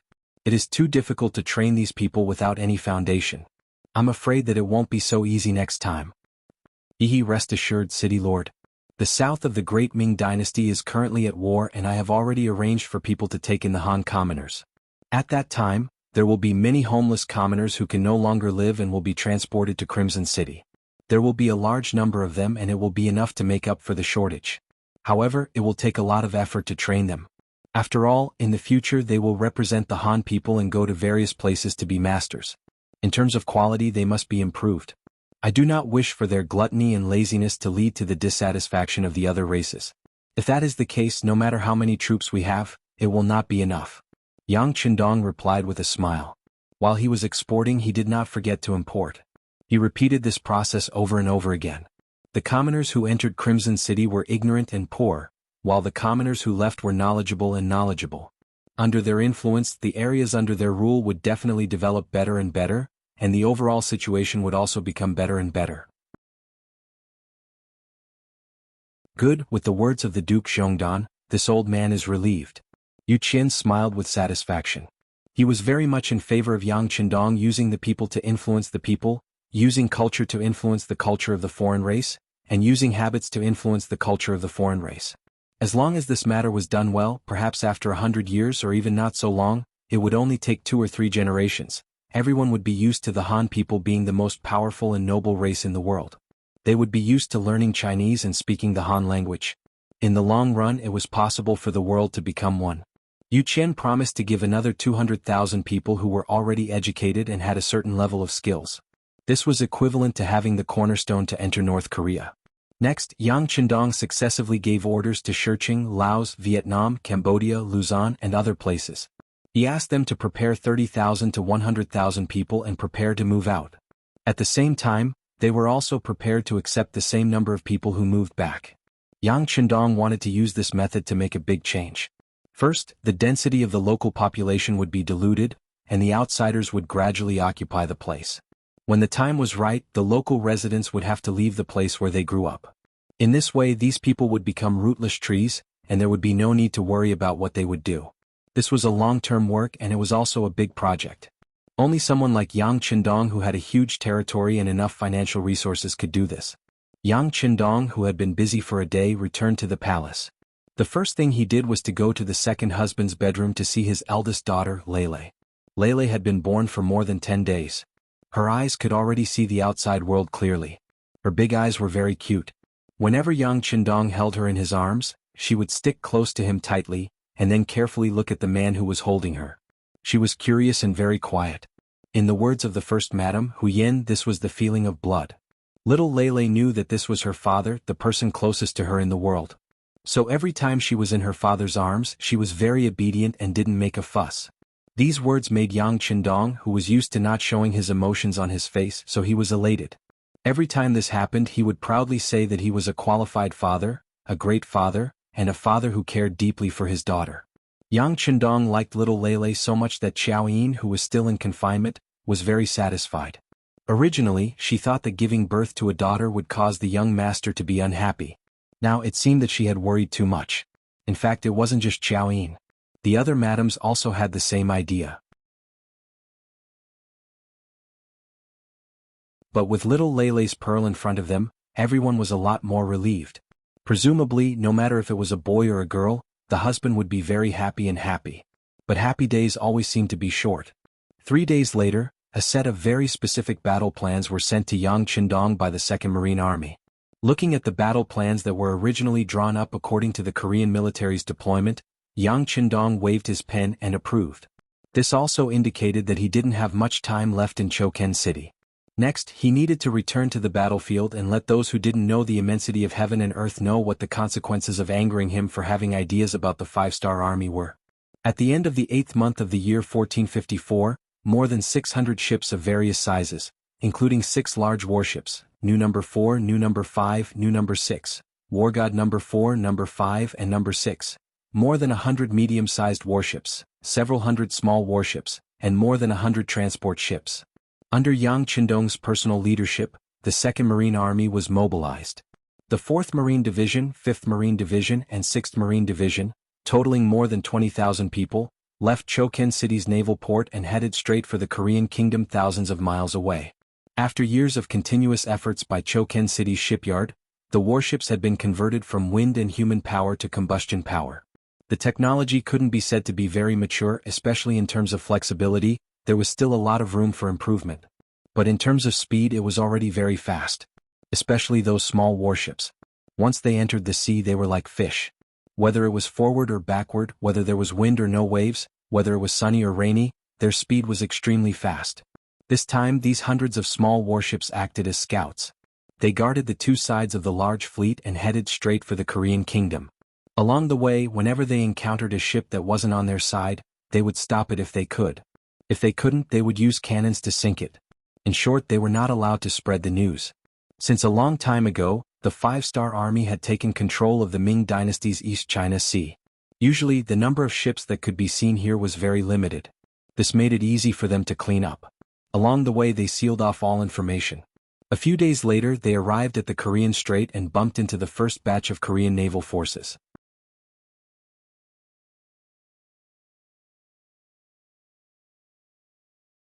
Chapter 937. This time the 2nd Marine Corps came prepared. They were light and did not bring too many supplies, allowing them to reach the fastest speed possible. As soon as they saw their target, they surrounded the enemy ship. Hundreds of small warships surrounded the enemy ship like ants. Lock onto the target, all ships will fire until they sink or surrender. The commander of the 2nd Marine Corps, Yu Guang, asked Yang Qindong in the command room before giving the first order. Yang Qindong, who was also in the command room, did not speak from beginning to end. He just watched everything that happened in front of him as an observer. Since Yu Guang was able to get Gao Xiong's recommendation to be the commander of the 2nd Marine Corps, he should be very capable. In front of people who had been in naval warfare for many years, Yang Qindong would not casually give orders and interrupt the other party's command plan. On the warships of the 2nd Marine Corps there were fixed cannons. Except for the 6 main ships, the cannons on the other ships were not made in the large warehouse. They were directly made by the shipyard in Resin City.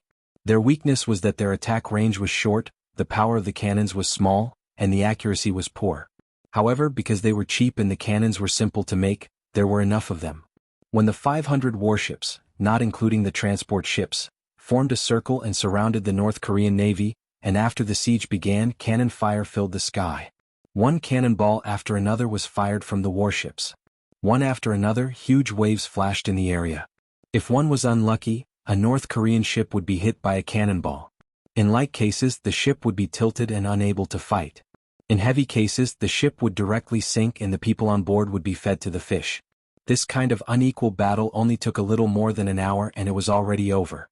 Of the 50 North Korean ships, 12 were sunk, 18 were heavily damaged, and the remaining 20 or so were forced to hang the white flag and surrender. From the beginning to the end, not a single enemy ship escaped. After completing the first battle with a high standard posture, the commander of the C-2nd Army, Yu Guang, asked for instructions from Yang Qindong to continue moving forward. While the other side was still unaware of the news of their arrival, they directly drove into the other side's military port and carried out a surprise attack. Agreed. Yang Qindong looked at the map and saw that the North Korean Navy's port was only 200 nautical miles away from them. He nodded and approved of the battle plan. General Yue Guang immediately gave the order to leave a portion of the ships to clean up the mess, while the other ships headed towards the North Korean Navy port. The main force of the 3 divisions arrived in the evening. At this moment, the North Korean Navy was completely defenseless. The soldiers were eating dinner when the artillery shells fell from the sky. They didn't even need to use the 6 main cabins to open fire. Just the firepower of the other small and medium-sized warships was enough to turn this place into a sea of fire.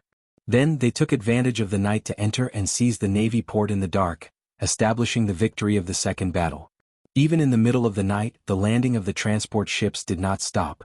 In the past, who knew how many times they had chosen to train at night? Now it finally came in handy.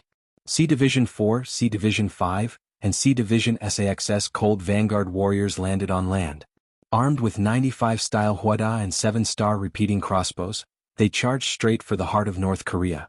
On the 6th day of the 9th month, the 4th Division of the 2nd Sea Army, under the command of Ding Yen and the 1st World Cavalry Division, took the lead in attacking Pusan. In just 2 hours they broke through the Korean army and reached Seoul in just half a month. The 5th Division of the 5th Sea Army, under the command of Hegong, and the 6th Sea Army, under the command of Guyang followed. They fought all the way to Pyongyang and chased Li Yong, who had just survived the Gyujing disaster and finally seized the throne and became the king of Korea, to the Yalu River. The reason why it was so simple was not because I was lazy, but because I had no choice. Facing the strength of the Cold Vanguard Division, the entire battle could be summed up in one word: one-sided. All in all, the North Korean army kept running, and the 5-star army kept chasing. Even if the 5-star army didn't chase, the North Korean army would still run. They didn't defend Seoul and they didn't defend Pyongyang. With the war going on like this, the morale of the North Korean army was already low. It was impossible to organize a counterattack. Lee Illinois brought his important officials Zhang Linji and Han Ming to the Yalu River. His face was still filled with panic. From the start of the war he received news of cities falling. At first, Lee Illinois was really shocked. Ever since he sent Han Ming to intercept the 5-star army and sink 4 of their ships, he had been waiting for news of them coming to negotiate. Because of this, Lee Illinois couldn't wait to show off his skills in front of the Beiming Emperor. He had even sent an official to the capital of Beiming to report good news to Emperor Daijong. The general idea was that they had succeeded in stopping the 5-star army. Now they just had to wait for the 5-star army to come. Then they could state their conditions. Actually, from anyone's point of view, this should be the result. Unless the 5-star army didn't want this route anymore, they would have to lower their heads. As for whether the 5-star army would fight head-on, Lee Illinois didn't even think about it. This was his territory. Although North Korea was small, they had more than 300 ships. Once a war started, it wouldn't be so easy to end it. Once it became a protracted war, he had the port and docks to replenish his resources and manpower. Who would he be afraid of? However, he didn't expect the 5-star army to really attack. Not only that, but the North Korean Navy had defeated their navy so quickly, and there was no news at all. The powerful and invincible North Korean Navy in his heart had been completely wiped out. This was already something that Li Ji didn't dare to imagine. What was even more unexpected was that the North Korean army, which usually looked very capable, was so vulnerable in the face of the 5-star army's attack. Each and every one of them was defending a strong city, but they couldn't even withstand a single round of attack. Their cities were broken one after another, and in the end they even lost the country's capital. Thinking back to when he was on the watchtower of Seoul, he saw the horde of cavalry sweeping over like a storm. Then his soldiers didn't even have the courage to fight back. Every time Lee Illinois thought about this, his body couldn't help but tremble. The 5-star army was actually so powerful. Just their aura alone was enough to disperse the morale of his troops. What a powerful existence this was. Before this, he actually wanted to provoke them. He really didn't know what was good for him. Li Gui didn't know that he had made a huge mistake. He didn't know the true face of Mount Lu and was only fated to be in this mountain. All along, the North Korean military was very weak. They didn't have any real combat experience, so they thought that they were the strongest army in the world. They were busy fighting each other every day, and the training and control of the military were completely based on the situation. The civil officials were busy fighting for power, while the military officials were busy earning money. No one cared about the life and death of the soldiers at the bottom. As a result, the military was already extremely weak. Using a set of data as an example, the North Korean army that reported to Lee Illinois had a total of 150,000 soldiers. This was the so-called standing army. If there was a real war, they could still mobilize 200,000 soldiers from the civilian population. However, more than half of the 150,000 standing troops had been robbed of their pay and salaries. In other words, the generals reported 150,000 soldiers, but in reality they only had around 60,000 to 70,000 soldiers. This was the total number of people from the Navy and the Army. No matter what, they had such a large territory and so few soldiers. They also didn't have much time to train. Furthermore, they were facing the powerful Lung Feng's army and the world's #1 cavalry division that even Lung Feng admired. Their defeat was already set in stone. After being chased out of his own country, Lee Illinois was naturally very angry.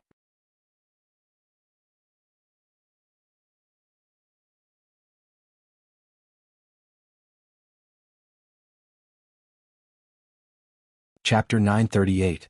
This was also the first time that the 5-star army had taken the initiative to attack Beiming. Although there had been large and small battles before, they had been forced into a corner.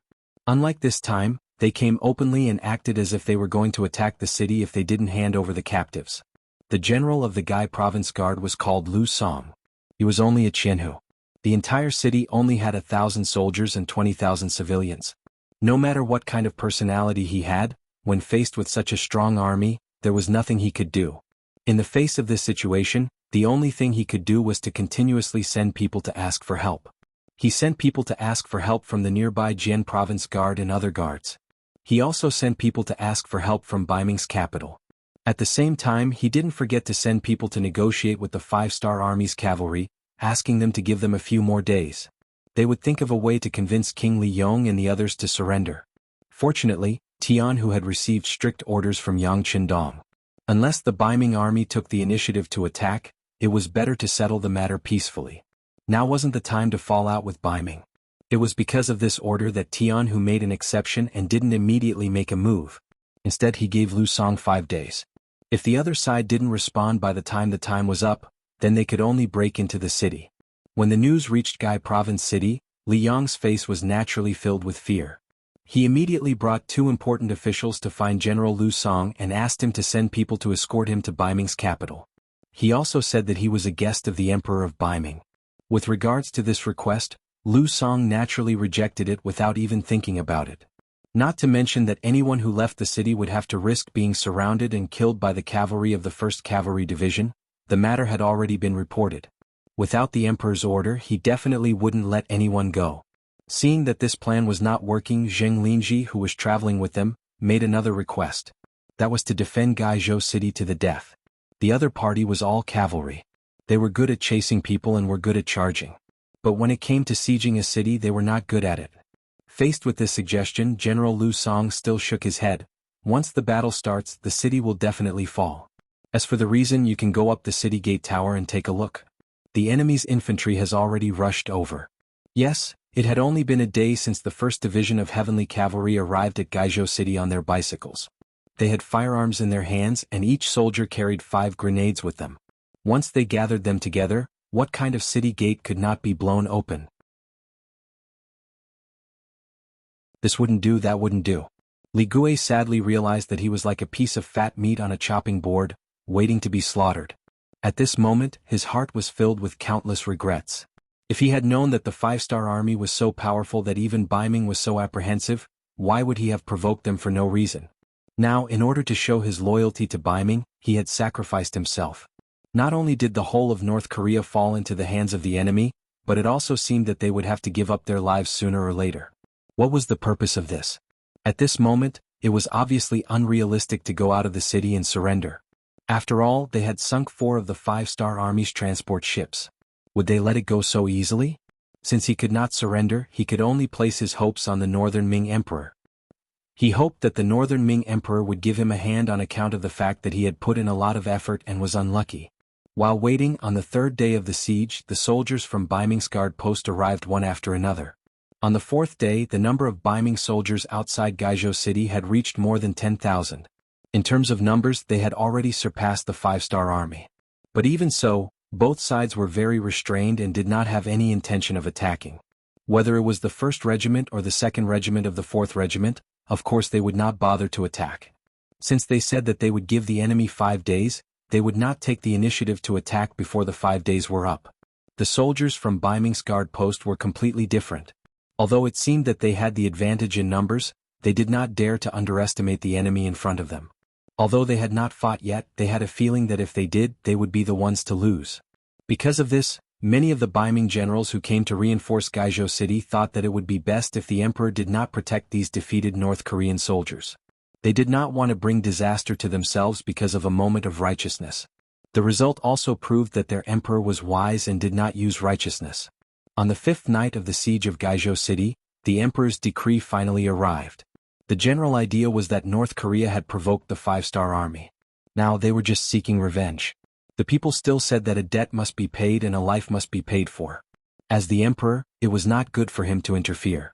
In short, Dai Zong did not care about anything related to North Korea. Speaking of which, this result was not unexpected. The North Korean Navy had taken the initiative to ambush the 5-star army's transport ship, which caused them to be angered. In a short period of time, they had taken the initiative to destroy a country. What kind of military strength did they display? At this moment, why would Baiming stand out and make an enemy out of the 5-star army? No matter what, Yang Qindong was still the great Ming dynasty's loyal duke. On the surface they were still one family.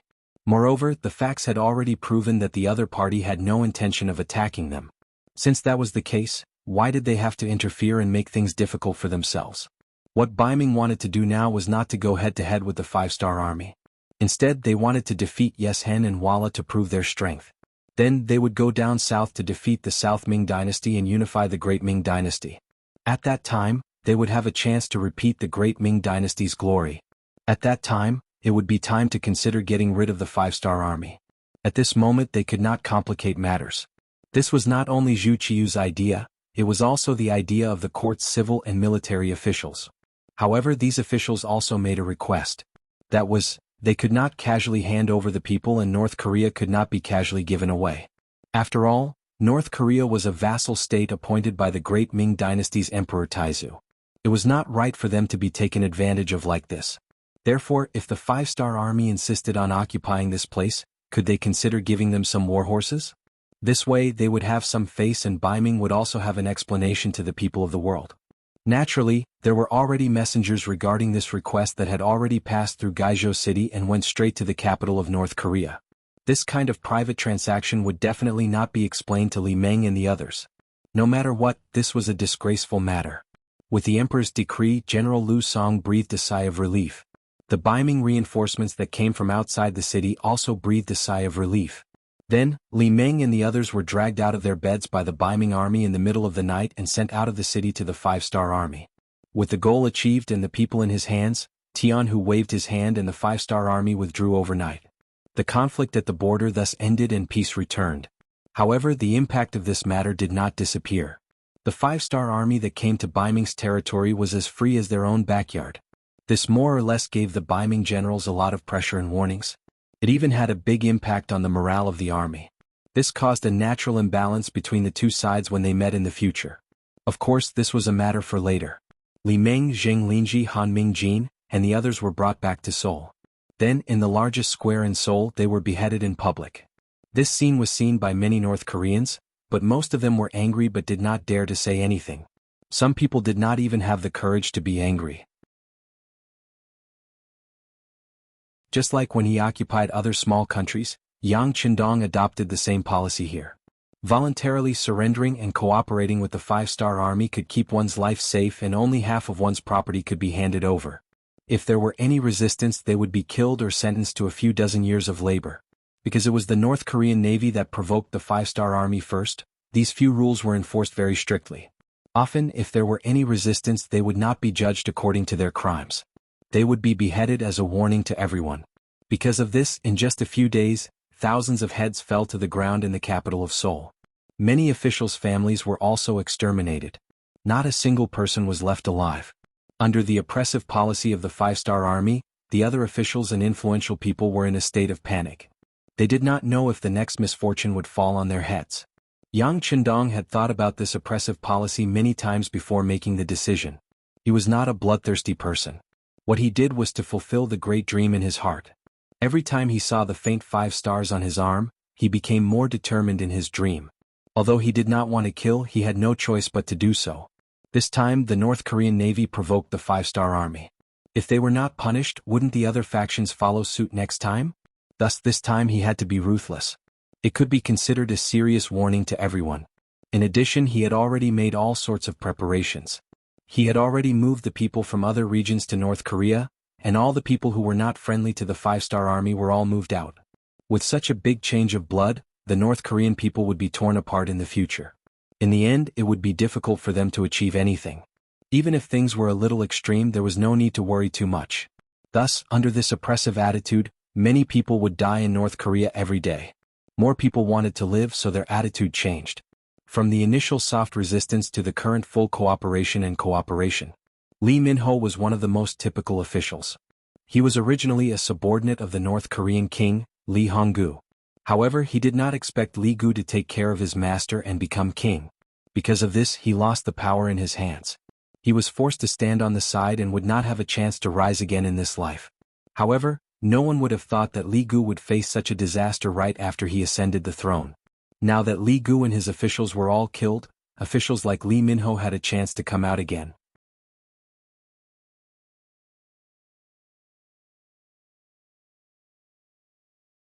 Chapter 939. Lee Min-ho was originally a person with a flexible mind.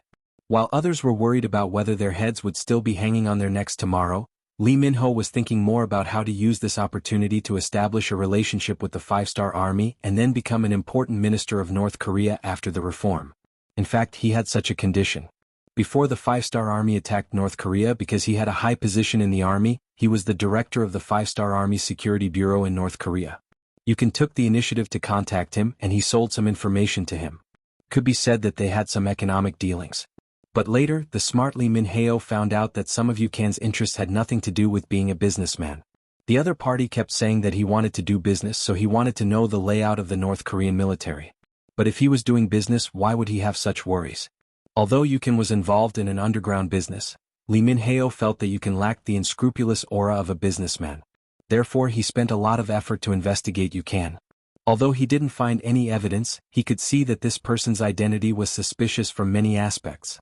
Logically speaking, if Lee Min-heo wanted to arrest someone in North Korea, he didn't even need a reason. But for Yukin, not only did he not do that, he even stopped all the investigation as if nothing had happened. The two of them continued their relationship, and if possible, he even took the initiative to provide some convenient conditions for the other party. What kind of person was Yukin? When he faced the shrewd Shi Wanshan in Talu City, he didn't even frown.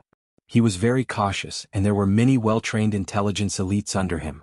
Lee Min-heo sent people to investigate him and soon found out, and then he was ready to kill him to silence him. But then he found that this person was very tactful. Seeing that Hai Erjuan's attack was imminent, in order to avoid unnecessary trouble, he stopped killing him and let him escape. After conquering the entire North Korea, the situation was in chaos. At this moment Yukin thought of Lee Min-heo again. This time he publicly looked for Lee Min-heo and revealed his identity.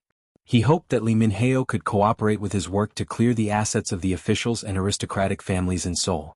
Although the Intelligence Bureau also had some information, without the help of a local snake, a lot of work would inevitably take some detours. Yukin turned out to be a member of the 5-star army, and an important member. This made Lee Min-ho, who had a headache over the current situation and didn't even know what to do next, overjoyed. He immediately took the initiative to accept this task. Under his leadership, many hidden rich families in Seoul were uncovered and helped the mercenaries collect 2 million taels of silver. It could be said that he had made a lot of contributions. It must be said that Lee Min-heo was really good at doing things. After doing so many good deeds in a row, he didn't have the intention to ask for a reward. He still behaved properly, and even according to the rules of the 5-star army, he took the initiative to hand over half of his family's assets. Not only that, Lee Min-heo knew that if he wanted to gain a foothold in the new government, relying on this alone was not enough. He also needed to have his own people in the 5-star palace, preferably his own family. Then who was his own family? Of course his family was the best. Fortunately, Lee Min-heo was also a talented man when he was young. Because of his background, his wife was also very beautiful. More importantly, he gave birth to a daughter who was as beautiful as a fairy. How to take the opportunity to give himself 7 good sons-in-law to strengthen the Lee family in the future became a problem that he needed to consider.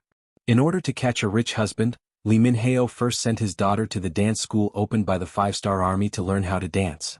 Then he hired a few Chinese teachers at a high price to make the best use of the time to tutor his daughter.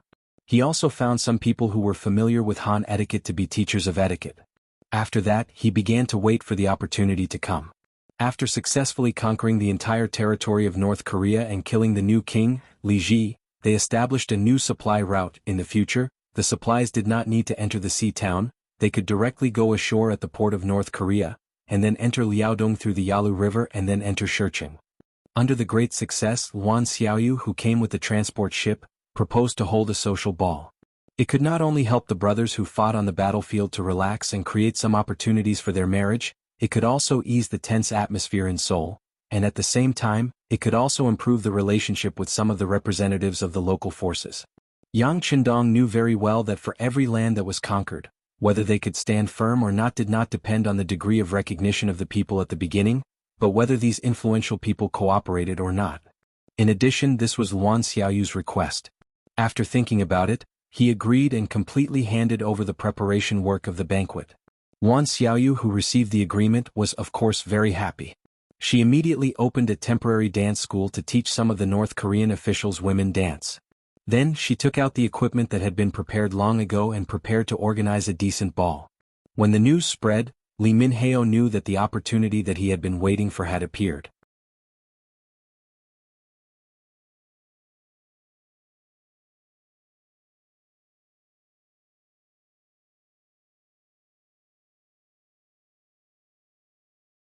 Chapter 940.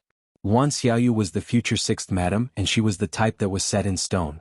At the same time, she was the boss of the entire publicity department, and she was also the top sister of the 5-person investigation team in Crimson City.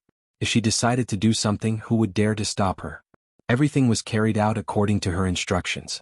Yang Qindong already had some understanding of this matter, but he did not say anything about it. Since Xiaoyu liked it, he would let her do as she pleased.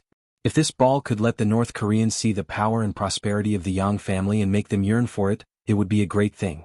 Of course, what he cared about was the family of the officers. According to the rules of the 5-star army, An officer could apply for marriage as long as two of the three conditions were met. First, they had to have joined the 5-star army for more than 2 years. Second, their position had to be at least a battalion commander. Third, their military rank had to be at least a major. As long as two of the three conditions were met, they could start a family. They could even take in concubines. Of course, for the mid-level officers of the 5-star army, their first wife had to be a Han. This was not an exception. However, if they really liked a woman, they could take in a concubine if she was not a Han. This was also a way to increase their Han genes. In the future, the Han men would become more handsome and the women would become more beautiful. Joining the 5-star army, which was the earliest mercenary group, was a busy start. Other than fighting everywhere, the internal competition was also very fierce. If you did not move forward, you might be surpassed by others and then replaced. No one wanted their hard work to be wasted, so they could only work harder. Over time, some officers did not have the chance to solve their personal problems. Perhaps the ball was a good way. Not only did they have to let the horse run, but they also had to let the horse eat good grass and feed it fine fodder. This was Yang Qindong's standard of doing things. Although the competition for all levels of officers in Yang Xie's forces was very fierce and there were many things to do every day, but correspondingly they also received a lot in return. In the past, they were treated well in terms of money and treatment. Now, the way of the ball was a kind of care and concern in life. North Korea's new provincial governor was already in place. His name was Zhang Yi, and he had once worked in Chisun City's City Lord Manor. Reality had already proven his ability, and this time he had transferred one of City Lord Yu Qian's trusted subordinates to be in charge of North Korea. Under Yang Qindong's instructions, Zhang Yi participated in the preparation work of the ball. He invited who he invited and what he had to say to the people he invited. This was a great help for Zhang Yi to understand the situation here faster.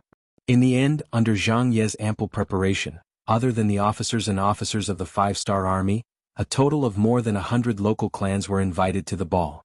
In total, the number of participants exceeded 300. Fortunately, the Heavenly Sun Hall occupied a large enough area. Otherwise, with a total of 600 to 700 people, the ball wouldn't be able to satisfy them. After many days of preparation, the day finally arrived. The time of the ball was set for the evening of the same day. After dinner, many well-dressed young ladies went out of the door in a carriage under the leadership of the patriarch and went straight in the direction of the palace.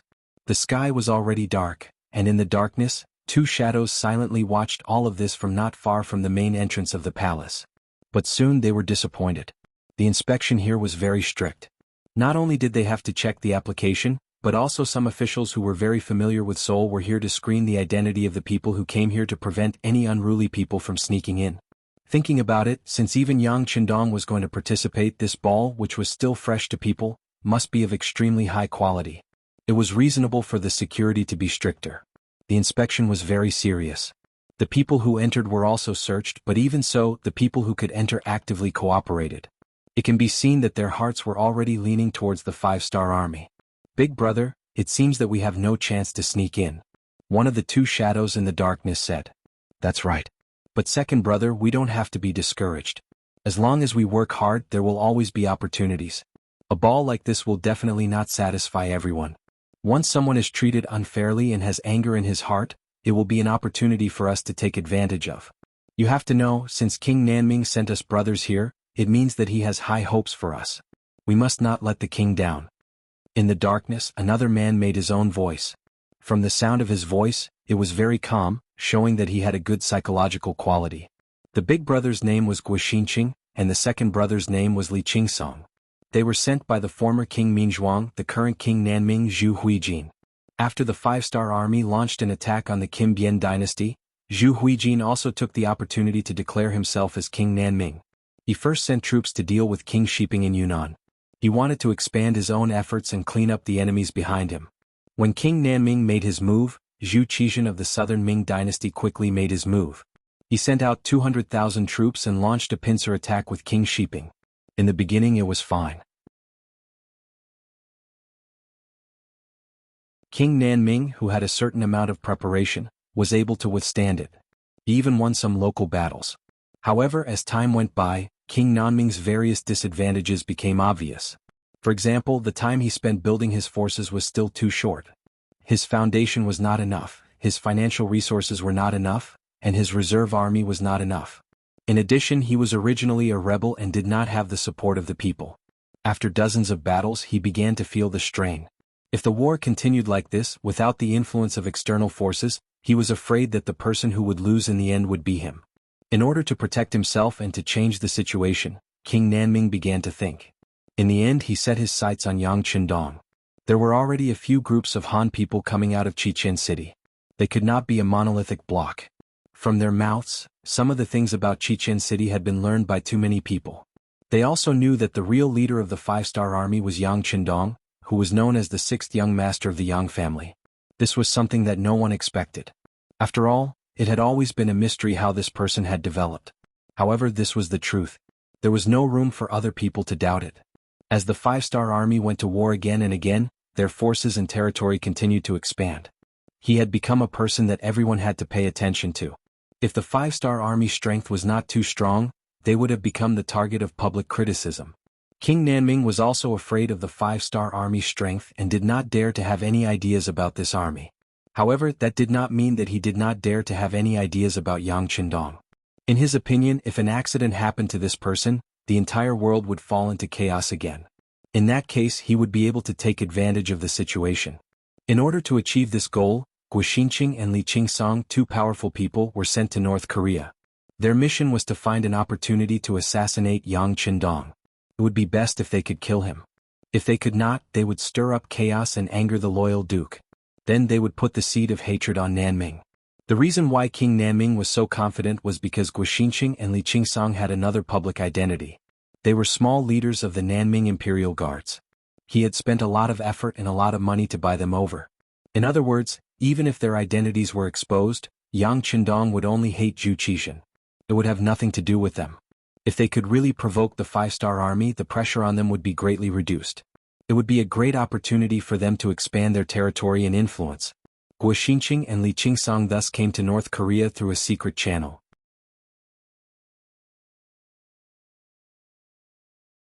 However, they were disappointed that they could not get close to their target. Since the assassination attempt at the Yongding sect in Baiming's capital, Yang Qindong's security had been strengthened. Usually when he went out, he was surrounded by people. There were even several carriages when he went out, making it difficult for people to distinguish which carriage he was in. When they couldn't find an opportunity, they accidentally heard about the ball. The two brothers wanted to come out and try their luck. Unfortunately, when they saw the inspection at the entrance of the palace, they knew that there was no chance for them to sneak into the palace. They could only wait. In the palace, more and more guests arrived. After going through many strict inspections, they entered the palace and came to the Tianyang Hall. This place was already brightly lit. As soon as they entered the hall, the melodious sound entered their ears. It was a very lively light music. The sound system was also good. There were also various kinds of lights in the hall. Naturally, they were all from a large warehouse. In Qian City, Yang Qindong took out a few sets, and one of them was brought to North Korea by Luan Xiaoyu. The generator was running at high speed to ensure the smooth flow of electricity. In the territory occupied by Yang Xie, a large amount of crude oil had been found. After purification, gasoline, diesel, and other things were no longer scarce. There was no problem in supplying electricity for a while. When those lights were lit up, it was as bright as day. It really gave the North Korean officials who saw all this for the first time a strong visual impact. These North Korean officials, who were usually high and mighty, had to lower their heads when looking at people at this moment were like Granny Lu entering the Grandview Garden. They looked left and right with a face full of curiosity, surprise, shock, and envy. The young people who came with their parents were shocked by everything in front of them to the extent that they couldn't breathe and didn't know what to say. How could their spicy pickles compare to the dazzling array of delicacies on the menu? How could their kerosene lamps and high-grade candlesticks compare to the bright lights?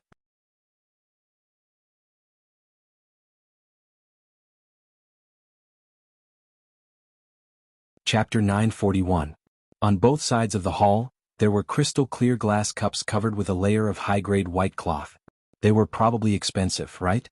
There were also drinks of various colors in the cups, which were beyond their knowledge. Even some self-proclaimed scholars didn't know what to call them at this moment. There was also the rhythmic light music. Although it was their first time hearing it, everyone had the same appreciation for beauty. What made people hesitate was that they only heard the music but didn't see the appearance of the band. What the hell was this? It seemed that everyone who entered would first have a face of doubt, then shock, and finally numbness.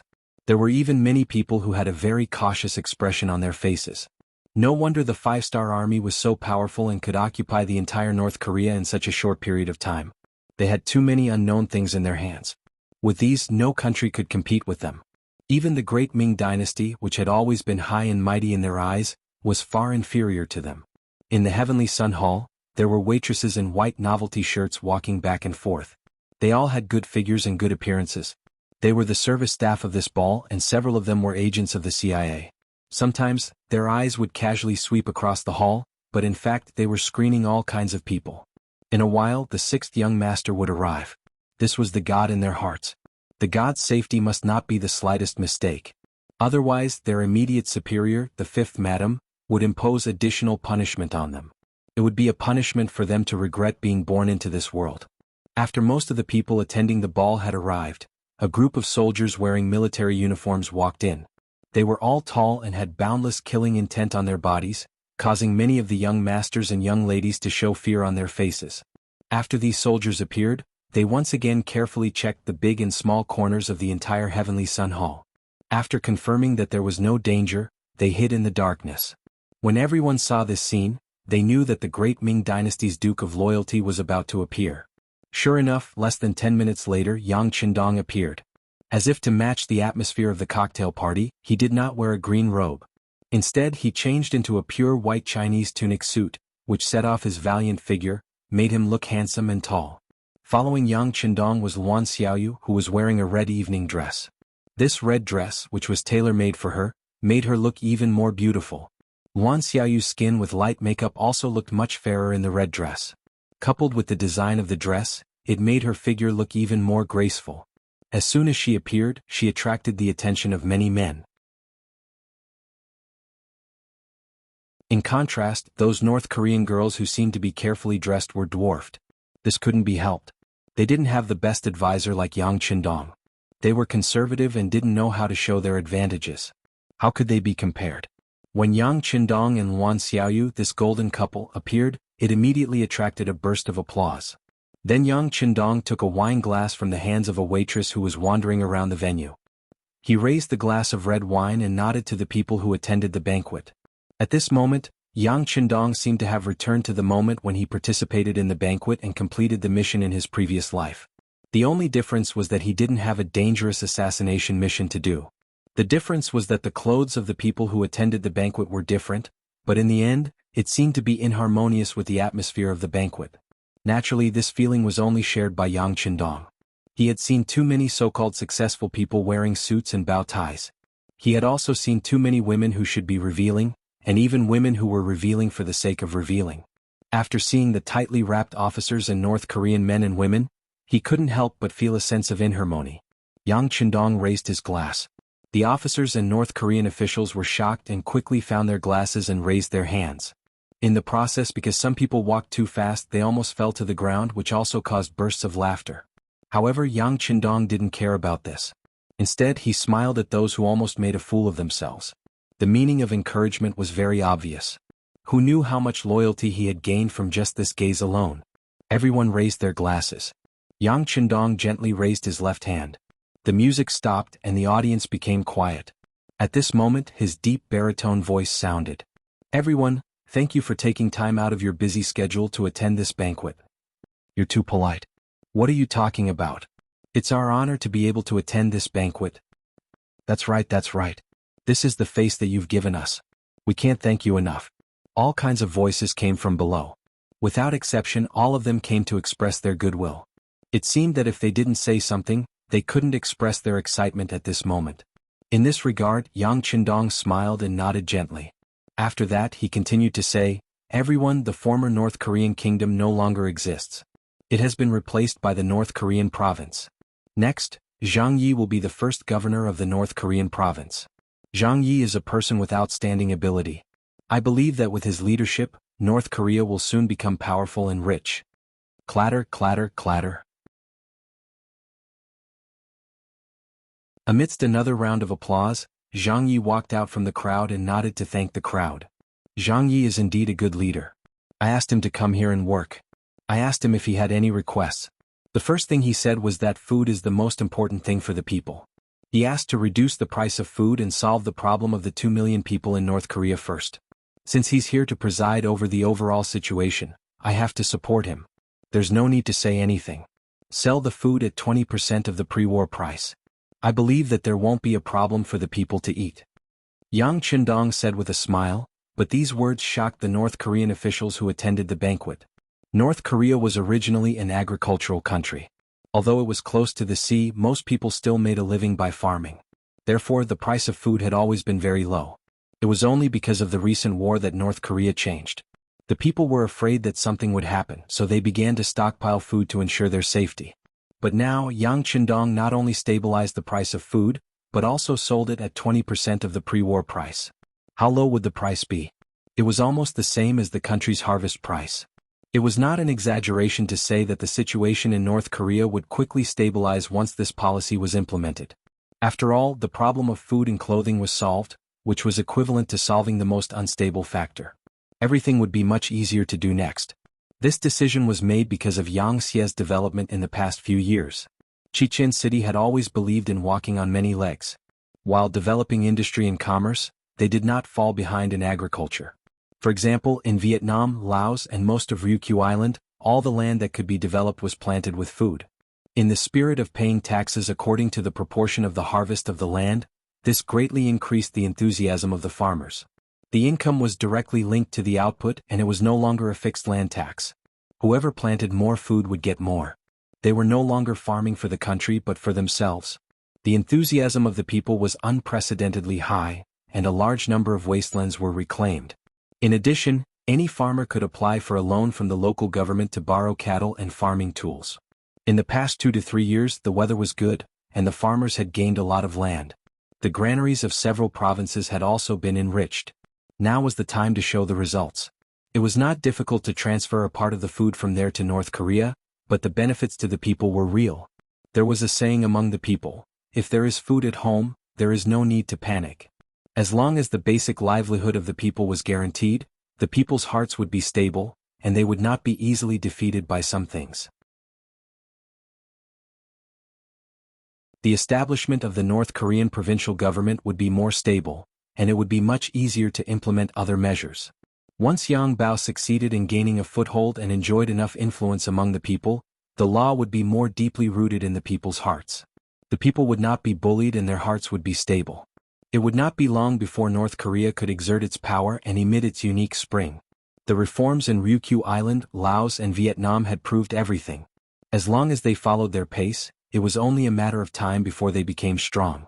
This was the bright path that Yang Chindong pointed out for the development of the place, a path of success that had been verified by later generations with facts. After the public announcement of the food problem today, the situation in North Korea would soon be stable again. This was already a visible fact. Yang Chindong had a confident smile at the corner of his mouth. Under his influence, the mood of the people attending the ball became more cheerful.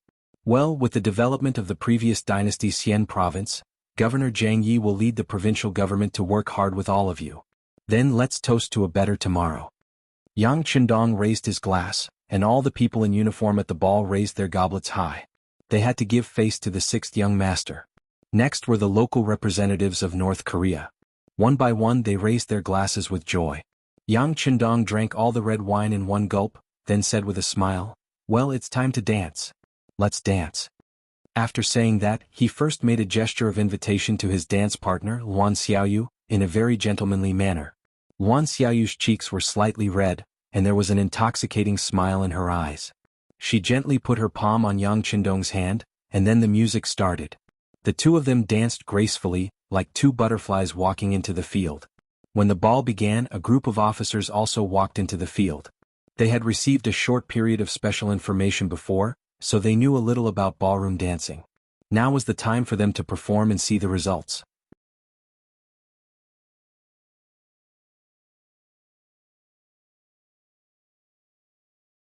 Chapter 942. Of course there were those who didn't. Among the officers there were those who liked dancing and there were also those who didn't. But no matter what, this was the sixth madam's idea, and the sixth young master agreed to it. Just based on this point alone, no one would refuse to give face. Regardless of whether they liked it or not, they could only brace themselves and support it. For example, one of the high-ranking officers, Tian-Hu, was someone who didn't really like dancing. As the commander of the 1st Cavalry Division, Tian-Hu had been in the limelight recently. He and his division's combat strength was admired by even the most arrogant Lung Feng. He was one of the few officers in the mixed army who could be treated with respect. However, not many people thought about how much effort the 1st Cavalry Division had put in to achieve their current results. When others were resting, they didn't rest. When others were resting, they didn't choose to rest. When others were resting after a big battle, they still continued to train like a raging fire. It was as if they were born to fight. It was because of his hard work and dedication that they were able to achieve results that only firearms could achieve with cold weapons. Recently, the situation in North Korea had become more and more stable. Many of the armies had entered a period of rest. Even Lung Feng's training only lasted for 4 hours in the morning, 4 hours in the afternoon, and 10 kilometers in the evening. However, only the 1st Cavalry Division continued to train on horseback. They practiced chopping and chopping on horseback. They used wooden swords in the practice, but even so, it was very easy for them to be lightly injured if they were chopped on a high-speed horse. Because of this, at least 10% of the cavalry was injured and didn't have the chance to return. This kind of training was a very self-consuming training method. The abnormal decrease in the number of soldiers had caused the 3 regimental commanders under him to complain incessantly. There were even people who reported this matter to Yang Qindong. If this was a peaceful era, this kind of training would indeed be a little too much. But now the world was already in chaos. No matter how powerful the 5-star army was, they would still have to face all kinds of provocations at any time. The influence of a strong army would be very great. In the end, Yang Qindong didn't criticize Tian-Hu at all. Instead, he was very satisfied with Tian-Hu's way of handling things. Not only did he scold the officer who came to complain, he even stripped him of his military uniform and transferred him to the local area to work. Yang Qindong's support gave Tian-Hu a lot of confidence and courage. This was also the biggest reason why the 1st Cavalry Division was like a ferocious tiger on the battlefield, without any opponents. After all, Tian-Hu used to be one of his students. He was a talent who excelled in both the pen and the sword. Yang Qindong believed that Tian-Hu's training should be targeted. As for injuries during training, it was originally unavoidable. It only proved that one's strength wasn't up to expectations. In order to make the best use of the sharp sword in his hand, Yang Qindong gave another order to allow Tian-Hu to continue expanding the army. The soldiers could be selected from the entire army. In the end, there would be 5 regiments, with each regiment having 2,000 soldiers. A total of 10,000 soldiers. Yang Qindong even publicly stated that once the 1st Cavalry Division expanded from the current 6,000 soldiers to 10,000, he would personally confer the rank of Major General to Tian-Hu. A division commander could actually obtain the rank of general. This was a special case in the entire 5-star army. Tian-Hu would break another record. Because of this, Tian-Hu was naturally very excited. As a warrior, he had dreamed of becoming a general when he first joined the army. Now that his dream was about to come true, all he had to do was work harder to repay everything he had received. Along with the arrival of a higher honor, there was also a corresponding pressure. The difficulty of expanding the 1st Cavalry Division was no less than the expansion of the Cold Front. Especially this time, there were actually more than 4,000 soldiers. It was almost the same size as when the 1st Cavalry Division was first established. As a division commander, Tian-Hu's workload was naturally very heavy. At this time, the 6th Madam informed him to attend the ball. It was obvious that Tian-Hu was very unwilling, but he had to come. Tian-Hu used to be one of Yang Qindong's students. He came into contact with new things like ballroom dancing early. When he first started learning, he was also one of the people who danced well. If he had nothing to do, he wouldn't reject this kind of ball. In fact, he would even welcome it. But this time, after Yang Qindong finished speaking, he drank a glass of red wine and sat in a corner with his head lowered to think. The 6th young master had high hopes for him and the 1st Cavalry Division. How could he not disappoint the 6th young master? He had to do things well, quickly complete the expansion of the 1st Cavalry Division, and maintain the original combat strength. He had to seriously consider these things. However, even with his head lowered, the 2 stripes and 4 stars on his uniform were still as dazzling as ever. It was as if he was the sun that was shining brightly. It was impossible to ignore it even if he wanted to. At this moment, there were more than 10 pairs of eyes staring in this direction. Among them, there was even a young girl who was walking towards this corner. These 10 pairs of eyes belonged to the daughters of the big families in North Korea. They knew very well what their mission was tonight. The fate of the entire family was tied to them. While they were feeling the pressure, their expressions were naturally very focused. All the high-ranking officers and some high-ranking cadres in the field had become their prey. For example, Yu Guang, the commander of the 2nd Maritime Army, his 3 division commanders, Ding Yang, He Gong, and Gu Yang, as well as the new governor of North Korea, Zhang Yi, and several high-ranking officials of the provincial government had all become their hunting targets. These people were even surrounded by a crowd of women.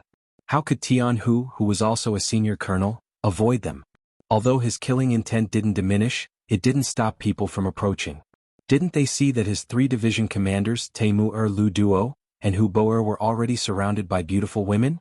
The girl walking towards Tian Hu was Li Minho's most beautiful daughter, Li Jinju. Originally she had already made preparations, but Han Chang's sudden appearance disrupted her original plan. After much difficulty she managed to brush him off perfunctorily to the side. The few targets that she had been keeping an eye on were already surrounded by other girls. She had no choice but to look at Tian Hu. Even though she felt that this person wasn't easy to get along with, when she thought of the mission her father had given her, and how she carried the hope of her family, she still walked over without hesitation. At first, Li Jinju's footsteps were very quick, as if she was afraid that someone else would steal her target. However, as she got closer and closer to Tian Hu, who was sitting in the corner, the feeling of nervousness and apprehension grew stronger and stronger. Women in ancient times were very conservative and reserved. They paid more attention to the orders of their parents and the words of the matchmaker. Many women didn't even step out of the house when they were young. They would only know the appearance of the man they were marrying when they were actually married. In the present day this was undoubtedly a very sad thing. But at that time it was a common thing, so when she took the initiative to walk towards Tian Hu, it could be imagined how much courage it took to do this. Originally he was still thinking about things with his head down, but as Li Jinju got closer and closer, Tian Hu finally had a reaction. He raised his head and saw a girl with a very nervous face, but her appearance could be called very beautiful. Li Jinju did have a certain capital, whether it was appearance or identity, she was a superior person. At this moment her nervousness made her like a budding flower, and people couldn't help but look at her twice. Tian Hu, who raised his head, was indeed amazed by Li Jinju's appearance. But in less than a breath of time he returned to normal.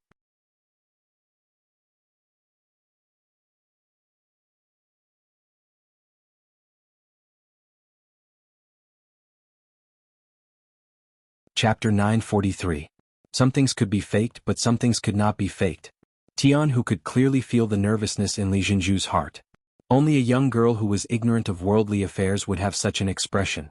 In order to dispel the other party's nervousness, he revealed a smile on his face and said, "Not bad, your dance is not bad." Tian Hu, who had just finished speaking, had an awkward expression on his face. It was not because of anything else, but because in the next second, Li Jinju's jade-like foot had already stepped on his foot. In fact, the other party's figure was slim and not fat at all. This step was nothing to Tian Hu, who had thick skin and thick muscles. However, after all, he had just praised the other party and was immediately slapped in the face. The awkwardness that should have appeared on his face. "I'm sorry. When I heard the general's words just now, I became nervous and forgot how to dance." Li Jinju lowered her head. At this moment, her face was so red that if one did not listen carefully, they would not be able to hear her voice clearly. As a commander, the young Tian Hu's hearing was naturally good. He chuckled and said, "It doesn't matter. Relax your whole body. You can't be tense when dancing.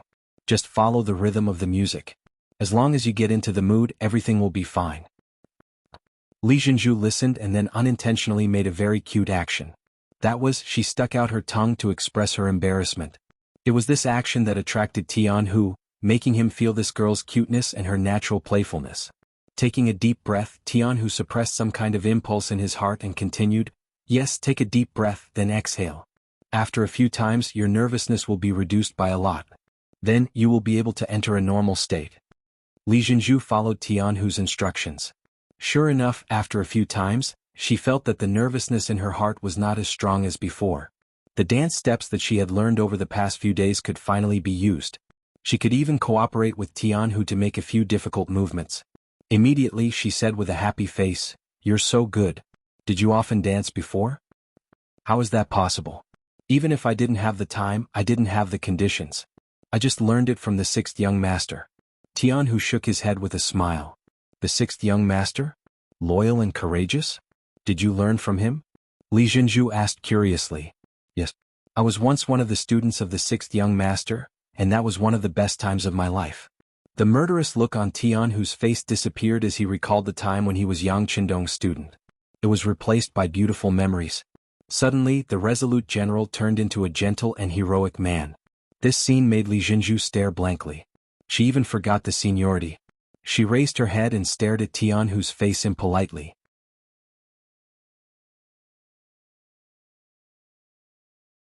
To her, tonight was the day to find a backer for herself. Her father's request was very simple. The other party only needed to have enough power to protect the Li family. Of course, the higher the position, the better. But for Li Jinzhu, if she could find a man she liked who was also capable, it would be the best of both worlds. She didn't know what love at first sight was.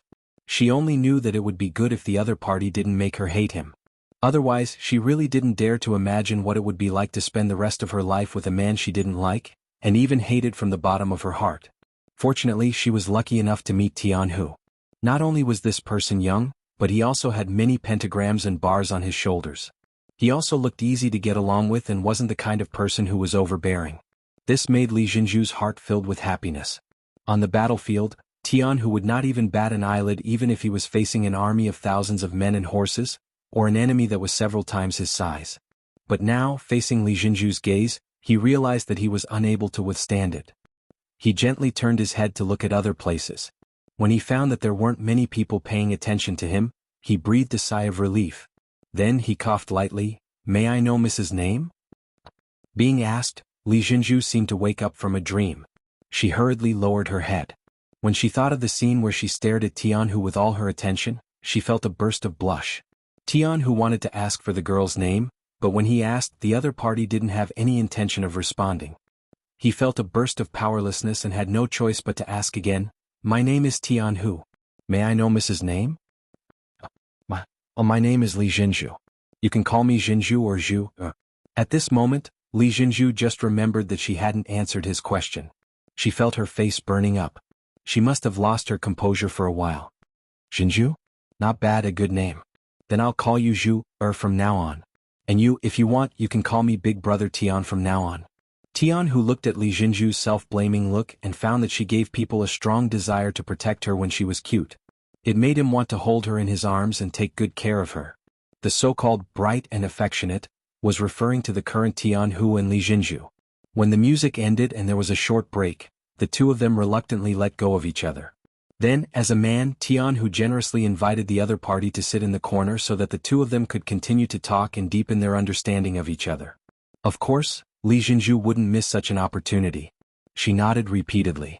Then she thought of something and nodded reservedly. When Tianhu saw this scene, he couldn't help but chuckle.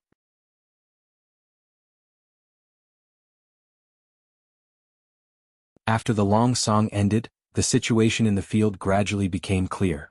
If both the man and woman felt good, they would invite each other to sit alone for a while. If they didn't feel good, they would naturally smile and politely part. Yang Qindong and Luan Xiaoyu also came to the main seat after the song. Then, they saw that there were already a few young men and women sitting together in the field. Looking at the initial results, Luan Xiaoyu couldn't help but happily say, Big brother, look at the results. A few men and women are about to freely fall in love. Yang Qindong shook his head and chuckled. Was this considered to be the beginning of love? At most, they would have a little favorable impression of each other. Moreover, this favorable impression was forced on the woman. To put it bluntly, the choice was all up to the man. Just like this ball, it was set to celebrate the victory, connect the feelings between everyone, and also solve the personal problems of some officers and cadres. But in fact, the last one was the most important.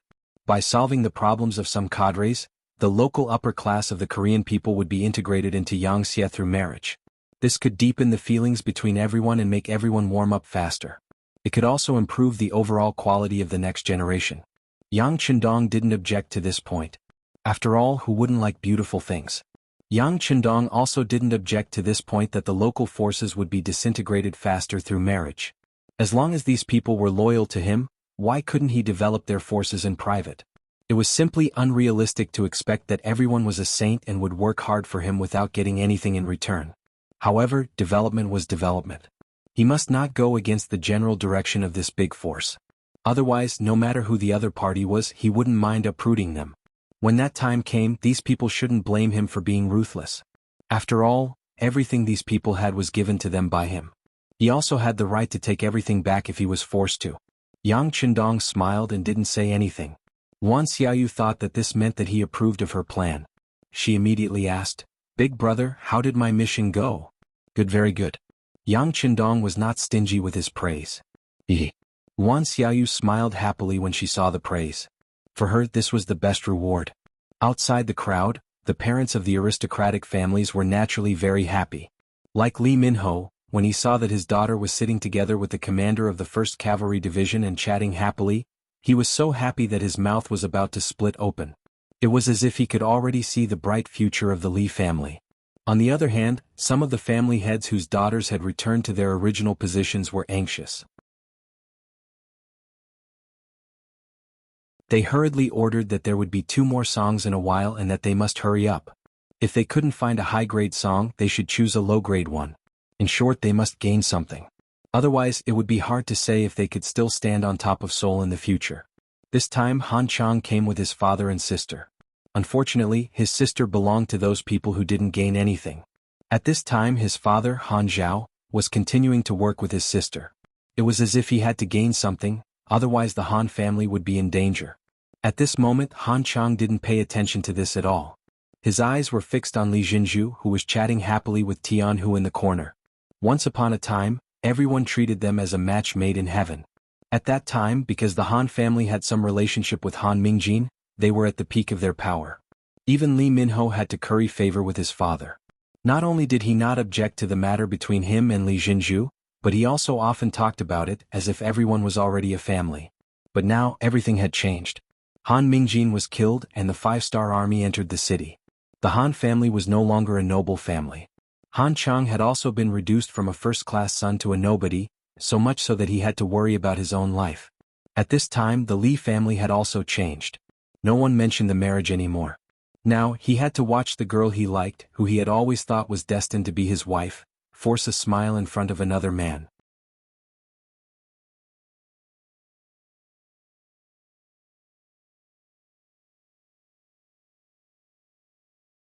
Chapter 944.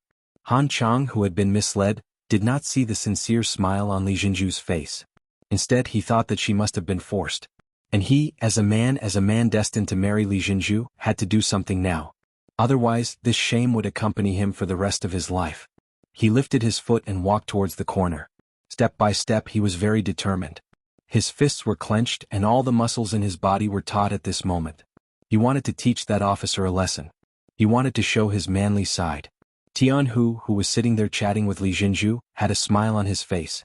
The more he got to know her, the more he found her pure and lovely side. She seemed to be without any schemes. They talked about some embarrassing things that happened to her when she was a child. At one point, even Tian Hu could not help laughing and sighing after hearing about it. Just as they were chatting happily, a sudden gust of wind came from the back of Tian Hu's head, smashing towards it. If this hit, he would definitely have a slight concussion and there might be some sequelae. Who was Tian Hu? He had killed countless enemies on the battlefield and was often used to long-range attacks. It was common for him to fight with fewer people. How could such a sneak attack escape his eyes and ears? When Han Chang approached him he felt it. He did not move, just wanted to see what Han Chang was going to do. At the moment when he felt the long fist coming, he just tilted his head slightly and easily dodged it. Then he raised his right hand and accurately grabbed the wrist. With a fierce force he pulled Han Chang, who was sneaking behind him, over. Under the powerful force, he directly turned Han Chang 180 degrees and threw him to the ground. Han Chang threw a punch and felt that there was nothing in front of him. Before he could make a move, a pain came from his wrist. He just felt that his whole arm seemed to be out of his control, and there was a sound of wind in his ears. He fell to the ground with a plop, and there was a huge pain in his internal organs. Breathing became a very extravagant thing. It was not until he was thrown to the ground for a while that his whole body felt less painful. At this moment he realized that the martial arts he had learned before were so ridiculous and so unbearable. He could not even block one move from his opponent. When Han Chang was thrown to the ground, it caused a huge commotion and attracted the attention of everyone present. Everyone was busy building relationships and chatting about their feelings. In such a harmonious scene, it was impossible not to attract attention when someone was suddenly beaten up. As the father, Han Zhao was the first to let out a cry of surprise. He ran straight to his son who had been thrown to the ground. However, someone was faster than him. For security guards appeared out of thin air and surrounded the corner of the room.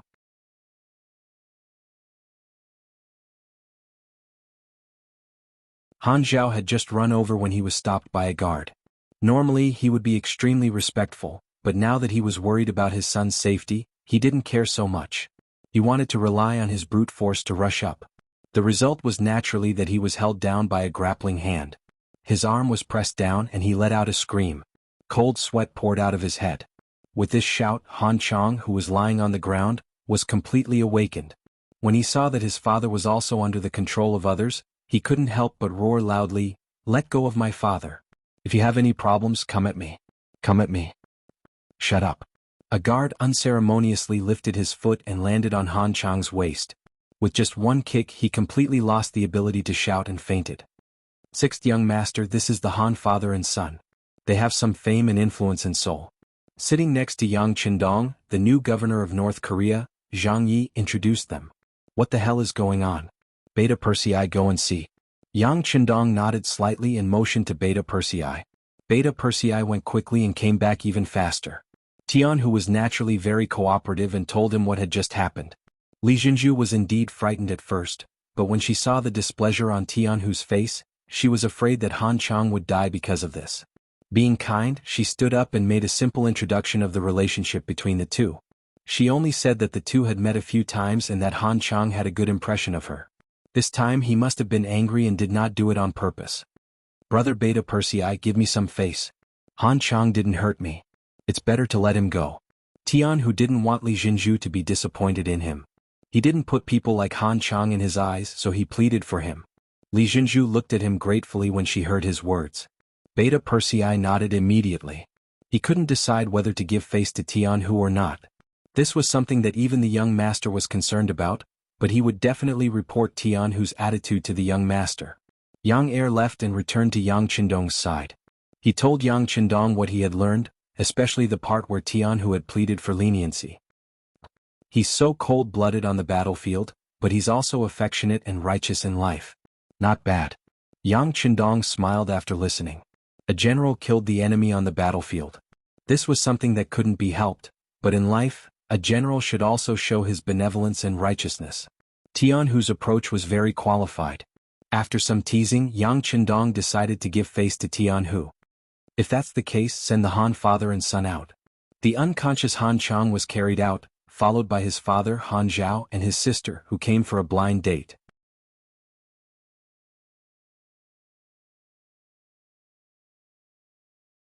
But even if such a thing happened, which officer would be willing to be on good terms with the Han family?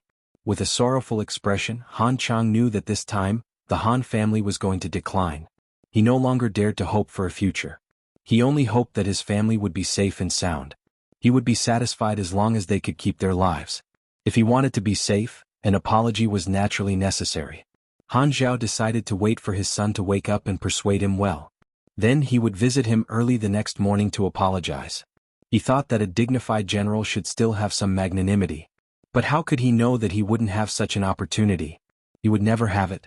Guo Xinqing and Li Qingsong, who were in the dark, saw their son being carried out of the ball.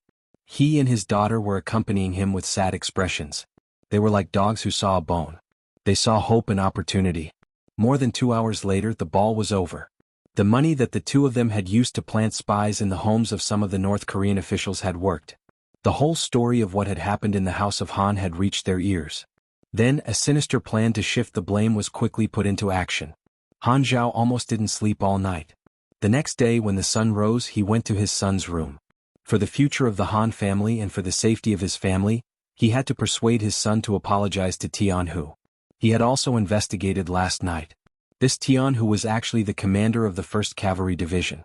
He was one of the generals that even the Duke of Zhongdan valued very much. If he couldn't solve the problem with this person, the Han family would only be in trouble in the future. When Han Zhao pushed open the door of his son's room, an earth-shattering scream came out. Han Zhao sat on the ground with a plop. Looking at his son whose nose had been cut and whose face had been disfigured, He only felt dizzy at this moment. His eyes were filled with countless golden flowers. The screen quickly attracted the other Han family members.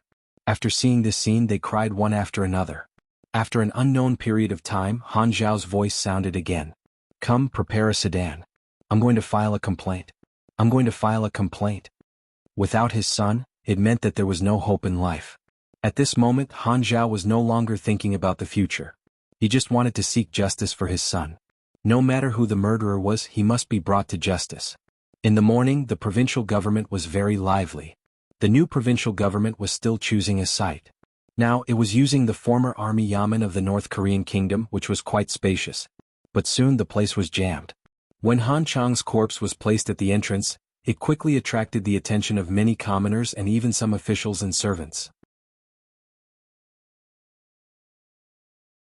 As Han Zhao knelt on the ground and recounted the scene that happened at the ball last night, the tragic death of his son, and the experience of having his nose dug out, the surrounding commoners finally understood what had happened. Instinctively, everyone thought that Tian Hu was the murderer. Furthermore, one of the ways the five-star army recorded military achievements was to see how many noses were dug out. This seemed to be the case. Li residence. After returning from the ball last night as the host, Li Minheo's face was full of joy. He didn't know how long it had been since he had such a relaxed smile. And all of this was due to his daughter, Li Jinju. If she could really become Tian Hu's concubine, who would dare to provoke the Li family for no reason in the future? In the morning, Li Jinju had just woken up and was dressing up when Li Minheo walked in. Some of the serving maids retreated. Father, you can't be in such a hurry. Seeing Li Minheo walk in, Li Jinju lowered her head and said shyly. When she returned last night, Li Minheo asked when Tian Hu would marry her, which made Li Jinju blush. She had only met Tian Hu once and both of them had a good chat. It was a bit too early to talk about marriage. This morning her father came again. Li Jinju instinctively thought that it was still the same matter, so she lowered her head and blushed. But unexpectedly the next news shocked her. After about 2 breaths she woke up and looked at Li Minheo and said, Han Chang is dead? How is that possible? Father, don't tell me you think it was brother Tian who did it? Father didn't say that. Li Minheo shook his head. Although he denied it, it could be seen from his expression that he somewhat believed it.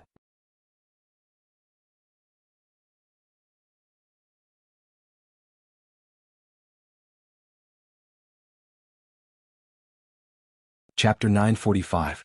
Not only Li Minheo but many people would think the same. Otherwise, how could things be so coincidental? Just as they were having a fight, the other side was killed? Even if it wasn't Li Minheo who did it, he should have instructed others to do so.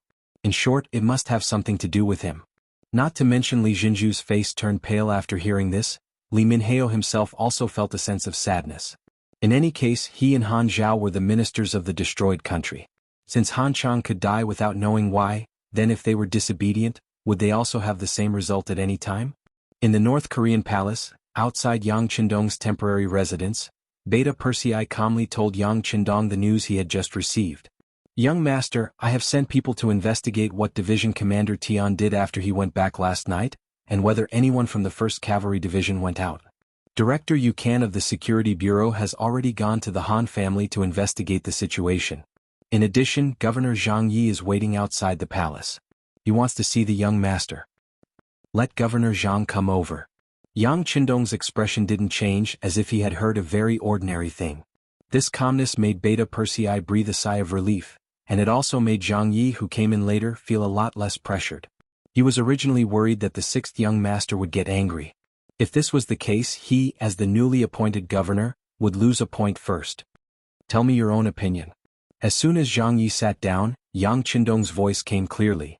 Yes, 6th young master, in this subordinate's opinion, this matter was deliberately done by someone in order to frame our 5-star army and cause chaos in Seoul.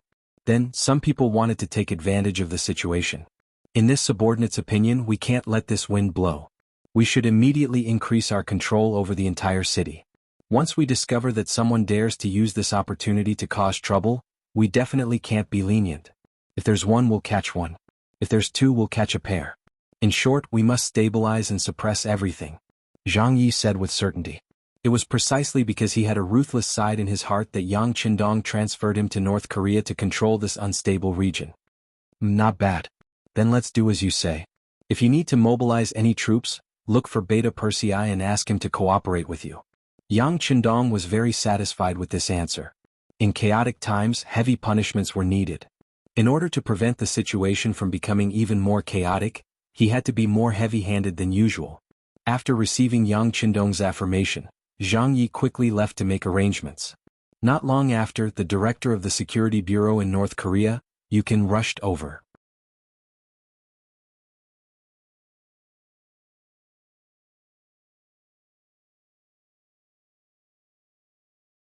The investigation was still ongoing, and it even caused a storm in the city. Everyone was in danger. Even with the 2nd Guard Brigade, it was said that there were all kinds of dissatisfied voices in the 1st Cavalry Division. In the palace, Yang Qindong, the Duke of Loyalty, did not do anything. However, his 6th wife, Luan Xiaoyu, was constantly running around and meeting with many influential people in North Korea. She was constantly comforting them. In a restaurant on the street, Guo Xinqing and Li Qingsong looked at the pedestrians on the street who came and went in a hurry, as if they were afraid of something. The two of them could not help but show a satisfied expression. All of this was their masterpiece. They killed Han Chong, and the purpose was to frame Tian Hu. This was also something that could not be helped. They were tasked with assassinating Yang Qindong, but he was usually too well protected, and they could not find a chance at all. Thus, they came up with this plan, hoping to find a chance in the chaos. Unfortunately, even if such a big thing happened, from the news from the informants, Yang Qindong did not come out of the palace. The investigation and pacification were done by others. Facing an assassination mission that did not have a chance at all, the two of them had to change their previous plan and shift their target from Yang Qindong. Let's make a move on her. I have already checked. When she goes out, she usually only has about 30 guards, and most of them are female soldiers. As long as we gather all our strength and are fast enough, there is still a chance. Guo Xinqing said as he made a decision. His target was Luan Xiaoyu. Luan Xiaoyu was Yang Qindong's 6th wife. This was not a secret in Seoul. Making a move on her could also anger Yang Qindong and bring disaster to the southern Ming dynasty. In this way, their mission could be considered completed. We can only do so. Then I will go arrange it and gather everyone. Li Qingsong nodded in agreement. Guo Xinqing's eyes lit up. Remember, this time do not hold back. Mobilize all the spies that the southern Ming dynasty arranged here. Since we are going to make a move, we have to go all out. Even if we can't kill this woman, we have to seriously injure her. Otherwise, we will not be able to achieve our goal. Understood. Li Qingsong nodded with a smile. If there were no spies from the southern Ming dynasty, they would not be able to frame the southern Ming dynasty. He was clear about this principle.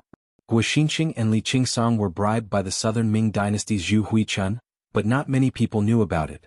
For example, the southern Ming dynasty's embroidered uniform guards were still in the dark. This was why the two of them could casually mobilize the southern Ming dynasty spies after coming to North Korea. Most of these people were arranged here before the battle at Tumu Fort to gather information.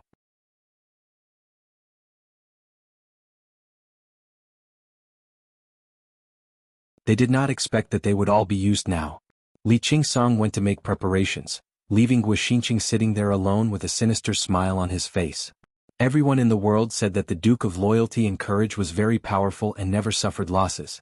This time he wanted to make the other party suffer in silence.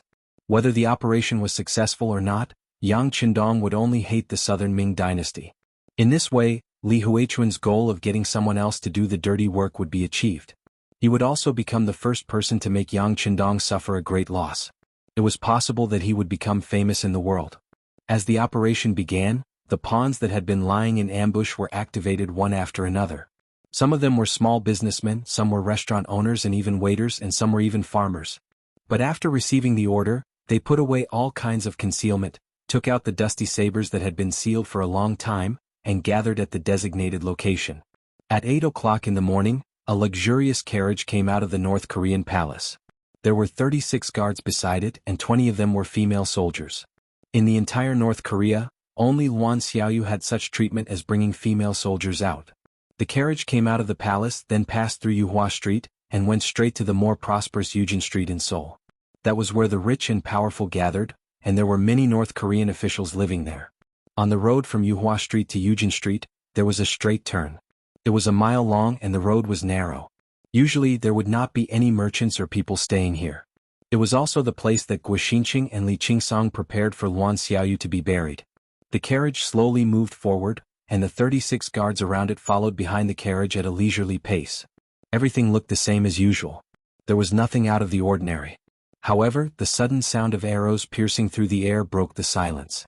The arrows pierced the carriage as if they had eyes, and soon the carriage became a hedgehog. Boom! A flashing red signal flare rose into the air, and someone among the guards issued a warning. The other guards shouted to protect Minister Luan, and the carriage was protected. You're tuning in to the Han Li's Wuxia Chronicles YouTube channel. We're so grateful for your support, and don't forget to subscribe to join us on this incredible journey through captivating stories. Your generosity through donations truly makes a world of difference, as it's the primary source of revenue that allows me to expand and enhance this channel for you. Thank you from the bottom of my heart for being a part of this adventure.